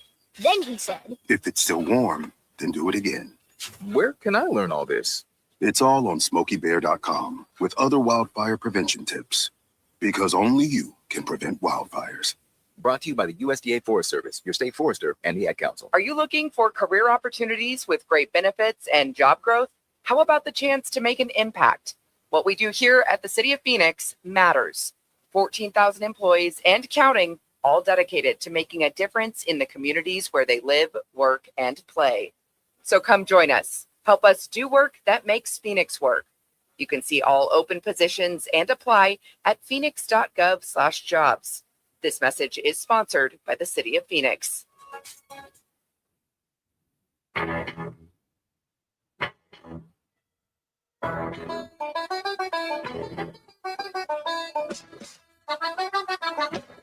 Now back to Roc and Manuch with Jimmy B. Now on ESPN 620. Goes Nico Gonzalez, Lionel Messi. Lionel Messi! First career World Cup hat-trick, ties the all-time goal-scoring record. Thank you to Fox for the Messi highlight. Boy, I'm telling you, Kansas City was rocking last night watching Argentina play and Lionel Messi putting in 3 goals. He scores the hat trick and is tied now with Klaus as the all-time World Cup goal scorer. And he's played 1 game, Manuch. He's got the rest of the games to play. At 38 years old, doing it. I want to thank Rob Yowell again. He's the president of the Gemini Sports Group, and he went to school with Roc. I believe they're post-grad over at or graduate school there at Penn, as far as athletic directors are concerned. And you just listen to him. And Laz, I want to get your thoughts as well, too. When you just hear how behind the 8 ball in soccer the U.S. is, and the other thing, too, is I want to elaborate. I see when these kids are seeing more NIL money in high school and in college and football, a lot of really good athletes in soccer, they're making the move to football. So you're not getting the best of the best. We don't have enough academies. We don't have the blueprint of what they do in Europe all over. And the way that Rob broke it down is we're just going to have to accept that we're going to be a second or even third fiddle when it comes to World Cup games. Yeah, I mean, it's best stated we have 4 major sports for a reason, and soccer just naturally, unfortunately, isn't one of them. Like you said, if you want to play in the best leagues in the world, you come to America to play in the NBA. You come to America to play in the NFL. NHL a little bit from Canada, but the NHL obviously is based out of America. So we have so many options and so many sports that everyone in the United States is accustomed to playing. Whereas all they have in Europe, all they have in Germany, they live, breathe, and die soccer, football. That's right. So that's what every kid is growing up doing. So they get the best of the best. And now it's naturally been acclimated where, like Rob said, if you are one of the best and you're born in the United States of America, at the age of 13, 14, or 15, you're going overseas to play in academies because you say, hey, I can get signed at a very young age with this club and work my way up to be in the Premier League, in the Bundesliga, in the Serie A. And I think that's just the way it is. But with that being said, the U.S. does have a lot of good international players because you can have many ties and be able to play for the U.S. internationally, even if you're not from here. And so guys who are superstars on our team, such as Serginho Dest or Gio Reyna, who scored that 4th goal for the U.S., they know if I play for the United States, I'm going to get more playing time. Whereas if I try to join this Spain squad or this English squad, I'm probably not going to see the field. So that's the one advantage we do have. Here's the other thing, too. If you look at the documentary of Beckett and Ronaldo and Messi right now, to your point, they were identified at a very, very early age. Oh, yeah. I watched the documentary on Beckett.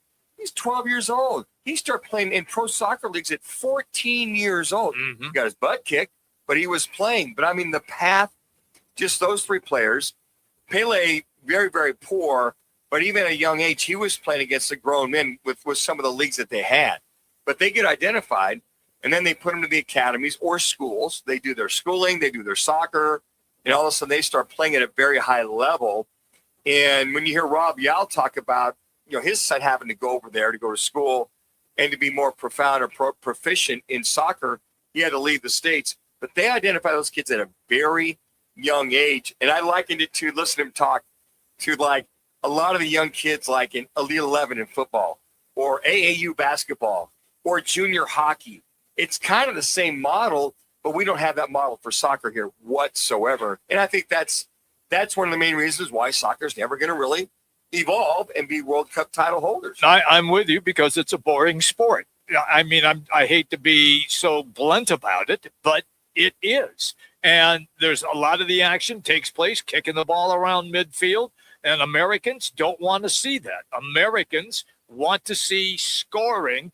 And once again, and I've stated this on this show before, that the FIFA rules are designed to not score, to make it as difficult as possible to score. That's why they. England. That's why. You're England right now. Yeah, they're an anomaly. Yeah, but like you and like Rob said, the USA team, where they scored 4 goals. I'm telling you right now, the United States would go absolutely bonkers over soccer if you had games that were 5-4, 6-5, even 3-2. That's what made last Friday fun. And like you said, and like Rob said, we're accustomed to home runs and 3-pointers and touchdowns and pick sixes, all that. The guys overseas, they love a slow tactical game of football. They like good passing, good shots, elite precision from these guys. That's what they're accustomed to, so they love it. But like you were saying a bit ago, Manuch, these guys get discovered at such a young age. Kylian Mbappe, who's arguably the best player in the world now, they found him as a prodigy, a young talent at the age of 6 years old. Wow. 6 years old, they said this guy's going to be a superstar. Back in 2018, he was 16 years old playing in his first World Cup, and he was the star for France. Lamine Yamal for Spain, not only is he one of the best players on their club, he's the best player, top 5 in the world. He was 17 in the last World Cup. So these guys are so young and they're so talented because they live, breathe, and die soccer. And that's the difference between them and here, here's unfortunately. the flip side of this. Women's soccer, I saw a guy, how come women's soccer does so well? Well, the women's soccer, U.S. soccer, they get some of the best athletes, period. That's correct. They get some of that do go play soccer. Now, there's those who play volleyball or basketball or whatever, but when it comes to soccer, there's a tradition there that a lot of the outstanding women, they develop them, they go to Colorado or whatever, and that's the difference. The outstanding athletic women tend to go towards soccer, where the outstanding athletic men go toward the football, the basketball, the baseball, the other ancillary sports aside from soccer. So that's the difference. And the guy he goes, look, because the best athletes and women, they want to go to soccer because they've seen tradition. Yes. They've seen World Cup titles. They've seen them win. And they know they've got a very good opportunity to make more money in soccer than they would in any of the other pro sports. That's what I was going to say there is in soccer, the women's teams, they actually pay well. And there's a path forward, a future in women's soccer. Whereas, unfortunately, if you are a softball player, there's no professional softball league. Maybe there is, but there's not much funding there. But not at the level that. But if you're a superstar soccer player and you can play for the U.S. national team, or you could go overseas and play for Chelsea, it gives them a future, and it pays well. So I think that's why U.S. women's soccer is a bit ahead of the totem pole from the men's. But the men's are improving, and there's more and more soccer players every year in every World Cup. So you got to hope that we keep improving and going in the right direction. But it's going to be hard to compete with guys like England and them because those are the top leagues in the world. Oh, absolutely. Hey, help me out here because I heard a story today. Is the captain of the USA team, is his last name Way? Tim Weah. He's Weah. 41 now, so he's not playing as much. He was a starter in the last World Cup. Right, But he's a good veteran presence for us. And then I think you're thinking of Tim Ream. Tim Ream is our center back. He's in the middle on defense. He's 37 years old, and he's been our captain. No, this is the story that I heard today on Weah. Weah's mom was from the UK. Yeah. Was visiting the United States, and she was pregnant with him. had the baby in the United States, and that's how he got his citizenship. So, hey, look, whatever works. Okay? A lot of these guys are not American. And following Balogun, our best player, our striker, he scored those 2 beautiful goals. Yeah. He is fully English, not a lick American. He spent a little time in the States, and so he was eligible to play for the United States. And like I said, he knew he was going to get some good playing time. Sure enough, he becomes a superstar for us.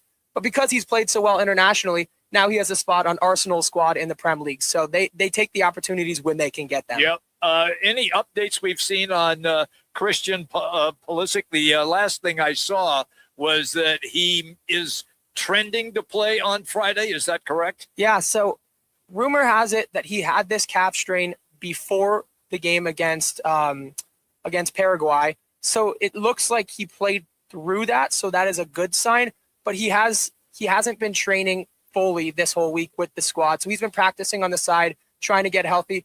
But my guess is if he went against Paraguay, they just subbed him out at half to kind of keep him fresh. So he's going to have to play. I mean, it's the World Cup. Of all the games he's going to play in his career, he's going to have a broken leg for him not to be out there, I think. All right, there you go. That's our soccer update with Laz. Hey, it was presented by Venezia's Pizzeria, the official pizza sponsor of the Sun Devil Athletics. And look, you can grab your giant slice of pepperoni or cheese at every ASU home game, football, basketball, baseball, softball, volleyball, whatever. They've got it for you. Proudly serving the great fans and fueling the Devils all season long. It's Venezia's Pizza, a family tradition and a Sun Devil favorite. You can always visit Venezia's. Just go online, Venezias.com. That's Venezias.com. All right, when we come back, golf tomorrow, Shinnecock Hills. What did you tell me it was that you called it? It's not the shuttlecock for a lot of people out there. Yeah, the shuttlecock. That is the for badminton. For badminton. Yeah.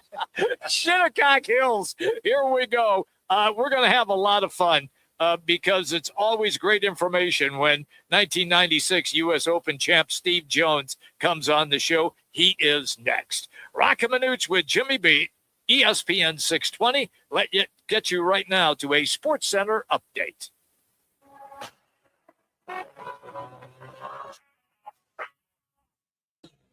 It's now time for your Roc and Manuch with Jimmy B's ESPN 620 Sports Center update. I'm Matt Lazarus.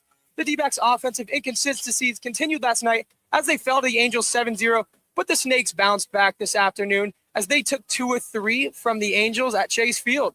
They took control early behind a Corbin Carroll grand slam in the second inning, and the D-backs never looked back as they went on to win 8-1 to take the series from the Angels. This Father's Day, treat Dad to a place built for him. Twin Peaks, Sunday, June 21st, buy 6 wings and get 6 more free. Any style except smoked and grilled. And here's the move. If you buy Dad a man card between June 8th and the 21st, you'll score a $5 bonus card to spend later on this summer. Wings, cold beer, and every game on wall-to-wall TVs, that's Father's Day at Twin Peaks. So make it Dad's Day, Sunday, June 21st, right at Twin Peaks with good eats, good views. Let me remind you, Thursdays are where the weekend starts at Twin Peaks Restaurant. Grab an ice-cold Bud Light or a refreshing Michelob Ultra and catch wall-to-wall sports on massive TVs everywhere you look. Big games, cold beer, made from scratch food. Start your weekend early with Bud Light and Michelob Ultra. Thursdays at Twin Peaks. Eats, drinks, and scenic views. I was in a wreck. I need a check. I was in a wreck. I need a check. I was in a wreck. I need a check. I'm attorney Kevin Rowe. The insurance company's job is to pay you as little as possible. Our job is to get you every dollar you deserve. Call Lerner & Rowe today and let's make them pay. Call 977-1900.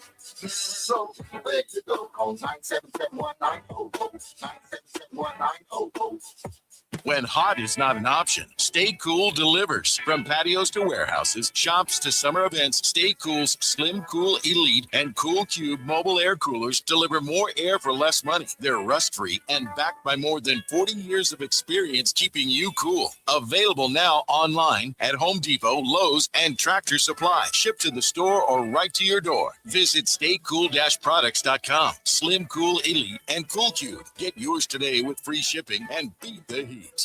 Your everyday choices can help shape your future. Choosing healthy meals rich in fruits, vegetables, whole grains, and lean proteins, along with consistent exercise, can help reduce your risk of dementia. Even small changes, like a short walk a few times a week or eating less processed foods, can make a difference. Eat smart, move more, protect your mind. Visit alz.org/healthy habits to learn more. This message is sponsored by the Alzheimer's Association and the Arizona Department of Health Services. Arizona children enter the foster system every day. If you're a parent, a coach, a teacher, or just someone who cares about young people, then you may be in a position to help. Becoming a foster parent not only creates a positive ripple effect in a child's life, it can improve our entire community. That's the foster effect. To learn more, go to azgcs.gov/foster effect. This message is brought to you by the Arizona Department of Child Safety. Across the country, opioid overdose deaths are going down. But in Arizona, they're rising. And it's not just opioids. Deaths linked to meth, cocaine, and kratom are increasing too. This is a crisis, but it's one we can change. Honest conversations about drug risks can save lives. Be part of the solution. Visit talknowaz.com for tools and resources. Sponsored by the Substance Awareness Coalition Leaders of Arizona.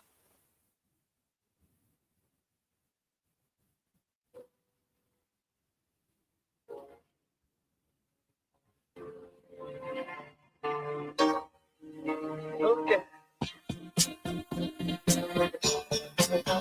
Now back on Roc and Manuch with Jimmy B. Now on ESPN 620. All right, everybody, you can't get rid of us that easy. You still have another half hour. So since we were kind of bored, we thought we'd call Steve Jones. Bored? Who's getting bored? You might be. Because when we're just trying to keep you up. Because when Steve's on the show, all hell breaks loose, which is the best part. That's why we love having him on. Steve, welcome, pal. How are you? Well, yeah, you're probably right about that. I'm doing okay, but my wife got me off the airport. 20 seconds later, she rear-ended a guy and totaled our Toyota. Oh, God. Well, we had a little birdie on that kind of gave us a heads up by the name of Mike Steve, Moore. yeah. On earlier. We're just so sorry to hear that. My goodness. Is she okay? Yeah, she's fine. It was a 20-year-old Sequoia. Both the kids had wrecked it. Now she wrecked it. And I'm like, I want to get rid of this thing before I wreck it. So, I'm sorry, I'm laughing. I think that's an omen. I think it's an omen. You get over to Wright Toyota and get the Roc and Manuch and Jimmy B deal. Yeah. Yep. I don't think they can fix this one, but they can fix half of it. Well, no, you should just total it and just get the Roc and Manuch and Jimmy B brand new deal. Get a Sequoia deal. Yeah, that's true. I could probably get about $2,500 off the insurance. Well, on top of that, we'll throw the club in for you too. We'll get that club in there. Steve, I'm just to have connection. Yeah, I'm just glad that everybody's okay. My goodness. And you were right. Yeah, you get rid of that car. You don't want to be in it anymore either. Take us then to Shinnecock Hills, where I was watching some on the Golf Channel. And they would pitch onto the green and the ball would roll all the way across and off the back, trying to putt. They were doing the same thing. The ball's flying by 5-6 feet. Now they have come out and said that they will water the greens in the morning. Hallelujah. And then again in the afternoon. Explain to everybody what that means. Well, I guess hopefully it slows them down a little bit. That's the only way to do it, unless you don't roll them and double cut them, which they always do. But if you get a little wind, even if the greens are only rolling 12 with wind, it could blow off the green. So it'll be interesting. I'm not sure of the forecast yet, but it's always interesting to watch. It's it's one of the greatest courses that I've never played. Unfortunately, I was hurt twice when I was going to play there, and just wasn't able to get it done. And I know all about it. I've seen it so many times. I've watched it, and it's just such a thrill to watch. I'm going to watch it again this week, and it's going to be very interesting. When you have a course that's about 7,500 yards nowadays, I mean, back in the day, that's a long course. Is that long to the specs of some of these players out there now, Steve? Not really. I mean, guys are, when you're hitting a 500, they do have several par fours over 500, obviously. If that wind turns a little bit, they might have to hit a 5-iron into it instead of an 8-iron. I mean, these guys are so like, if the ball's rolling too on the slopes and stuff, you get it rolling and 340, 350, 380. I mean, then against the wind, it might only be 290, 300. So, and they still got over 200 to come in. It just depends on the wind. Well, the forecast is windy with gusts up to 25 to 30 miles an hour the first couple of days. And then this weekend, they haven't got that far out, but they said it'll be, 70, 75 degrees, but extremely windy with gusts up to 25 to 30 miles an hour. Oh, that's awesome. That should make good TV. First 1 to 5+ wins. Yeah, right? Yeah. Exactly. I mean, anybody that's under par at the end of the week, they'll probably win by 6. Wow. Steve Jones is our guest on the Right Toyota guest line. My question to you is, the way that Shinnecock Hills is set up, it's a links-type course. You got to play target golf a lot of the times. So I know the players have been there, most of them, ever since Monday or early Tuesday morning. Do they go out on their practice rounds and survey every hole? And if so, how does that work for the guys? Yeah, they do. Most of the time, the caddies have already surveyed it, or they've played it before, or they played it the week before, like Scheffler had done, or however, whenever it was, he played it. But yeah, there's a lot to know, places where to hit it, where you shouldn't hit it, where you're like, well, if I'm going to have a chance at par, I better miss the green on this side. I mean, a lot of that stuff, and just how hard of a bounce are you going to get? It's a hard bounce, and it rolls up perfect. If it doesn't bounce as good, it's short, it's way back 30, 40 yards. I mean, it's just anything can happen with that wind blowing. Yeah, matter of fact, I'll just double check here. Winds gusts up to 20 miles an hour tomorrow. It should be 66 tomorrow, opening round. So constant winds at 15 miles an hour, gusts up to 20 to 25 miles an hour. So it's going to become a factor, it seems like, the entire week. And it almost sounds, Steve Jones, like, hey, bogey, pick it up, move on. It might be a bonus sometimes. Yeah, they should probably say double bogey at worst. Would be kind of a good rule. For me, I always love the U.S. Open because of what they do to the course. They trick it up like crazy, and the rough is always like, almost taller than me is the rough. And it is taller than you. It is, yeah. I would get lost trying to hit my shot out of there. So my question is, when you are in that tall grass, how do you figure out which club you're going to use? Do you just take out a machete and hack it down, or are you going to use your sand wedge or a lob wedge or anything like that to make sure that you get the ball up and out? That's a really interesting thing, because a lot of people don't realize it, but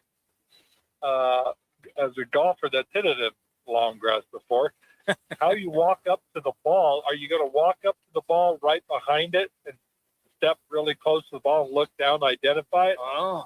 Or are you going to walk to the side of it where it's going to be hard to hit it? But if you walk up behind it, you're stepping down some of that long grass. Mm-hmm. And some of the guys I've seen, it's like it's not illegal. It's like you can step where you want, but you're kind of improving the lie. So it'll be interesting how many times they go back and forth, step to the caddy, grab another club, come back, walk it down,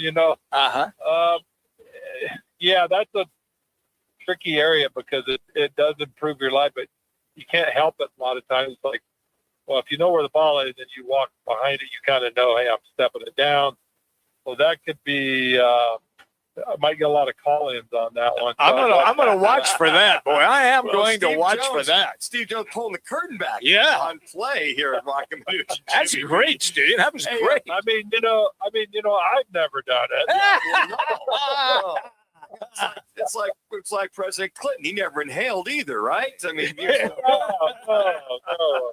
hey, we had Tom Glayman on yesterday talking about that 1996 U.S. Open between you and him coming down the last few holes and his play, and then watching you and just the composure.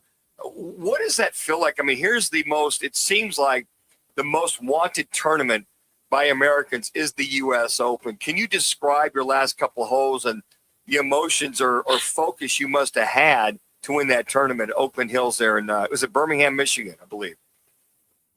Yeah, it was pretty interesting because I had bogeyed 13 to par 3, and I only had a one-shot lead. And then we got to 17, and I tried to just rip a 7-iron, landed about 180, and it would have bounced up to 200. And I just went ahead of it, and I left it about 5 feet short of the green in that 1-foot grass, and I hit a great shot to get it out to 10 feet. So on 18, which is really crazy, I hit a great drive, but I had the same club and basically the same distance, and I said, okay, stay behind it. So when you're watching that replay on that 7-iron, it was about 178 or so to the front of the green where it landed, and it went about 184 or so. I stayed behind it like I hit a wall, and I would not let my body go forward, and hit one of the best shots of the week for me. And then the chipping and putting, coming down the wire had to be I don't know, where do you, as a quarterback, when you're playing in big games, you just focus on the task at hand. What was that focus those last couple holes for you, Steve? Yeah, I mean, for me and probably every player, and even I'm thinking of Brunson, for New York Knicks. Are you kidding me? The guy was on a roll. Yep. He would throw it. He could throw it backhanded. It was going to go in. I mean, it was like the guy had an amazing touch. I couldn't believe it. And when you're playing good and you've got your game going, you're not going to be denied. If it's your turn to win, you're going to hit shots. You go, wow, did I really just hit that shot a foot? Did I really? How'd I pull that off? Well, I was trying to do that, but I didn't think I could do it. And it just things kind of happen. They flow, and you've got a rhythm. Everything's slowed down. For me, I had when I played my worst is when I got quick with everything. So I had to just stay in the moment and really go slow and not rush myself. And that really worked out well for me, obviously. Obviously. Hey, Steve, we will catch up with you on at 4:30 your time on Friday. We'll get a little update on the first 2 rounds, a round and a half of Shinnecock Hills. Get your thoughts. But we appreciate you taking the time, and you'll be our U.S. Open analyst.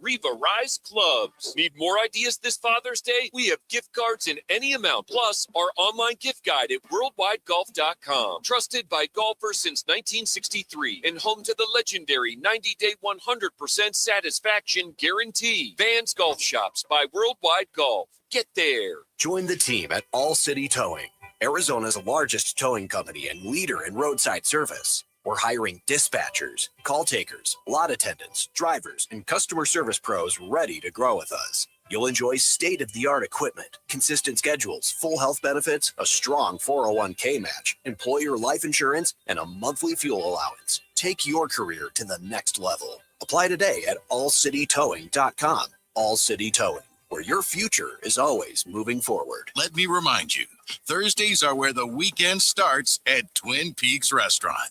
Grab an ice-cold Bud Light or a refreshing Michelob Ultra and catch wall-to-wall sports on massive TVs everywhere you look. Big games, cold beer, made from scratch food. Start your weekend early with Bud Light and Michelob Ultra. Thursdays at Twin Peaks. Eats, drinks, and scenic views. Action! When I grow up, I want to be a director because they get to talk to everybody about everything. They get to make cool movies and dance music videos. If your child is sick over and over again, it could be PI, a defect of the immune system that affects millions. Early testing can give children a chance to dream. And when I'm a director, I get to say, lights, camera, action. For more information, visit the Jeffrey Modell Foundation at info4pi.org. That's a wrap. Your brain is powerful. It helps you learn, create, and become who you're meant to be. But too much screen time or drugs can make it harder to focus, stay motivated, or even feel like yourself. And over time, your brain needs more of that stimulation just to feel normal. What you do now matters. You've got one brain, take care of it. Learn more at loveyourbrainaz.com. Sponsored by the Substance Awareness Coalition Leaders of Arizona.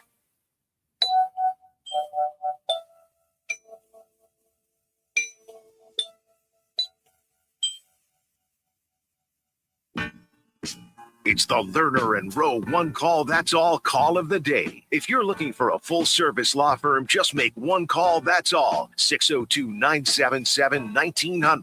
Lerner and Rowe, voted Arizona's best law firm. 1-1. There's the swing. High fly ball out to right. Adele is going back. He is at the fence. At the wall. Gone! It's another grand slam for Corbin Carroll. Second of the year, fifth of his career.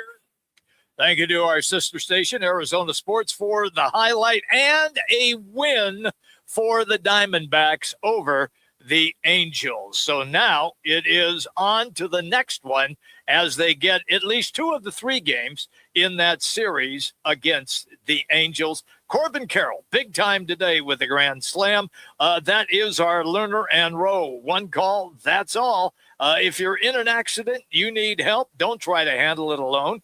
Lerner and Rowe, voted Arizona's best personal injury law firm year after year. In a wreck, need a check? Just make one call. Lerner and Rowe, 602-977-1900. Manuch, when Rodriguez on the mound today, and he was solid, and he has been so far pretty much this entire part of the season. Yeah, this was a good game for him. Yeah, it was. They did stretch him. He went 7 innings.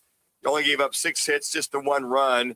Had the 5 strikeouts, had the 3 walks, but gave up the 1 dinger from Neto at the That was in the first inning. First pitch. See ya. But I mean, he's looking. I mean, he's now 2.45 ERA.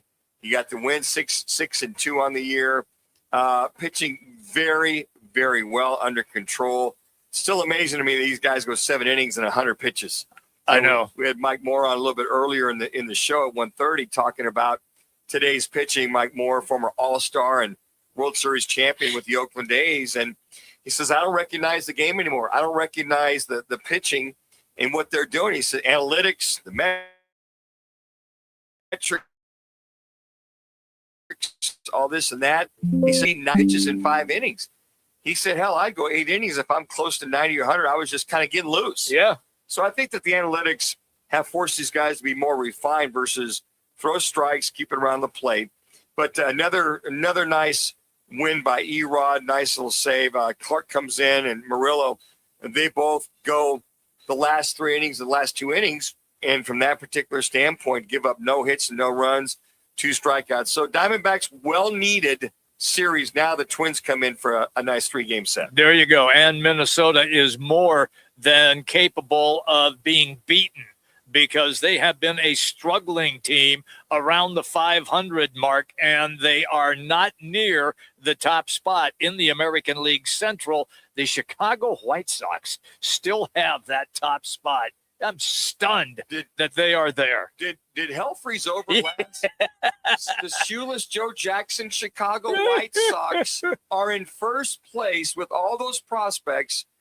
Did they go down? Did they do the Philadelphia 76ers? The process. The process Yeah. for a few years ago. All these kids playing. And you know what? They're scoring a lot of runs. They are. I mean, when it comes to, interleague play, Sox and Cubbies, who owns the Chi-Town way of life? I mean, come on now. Cubs will always own the White Sox. That's not up for debate.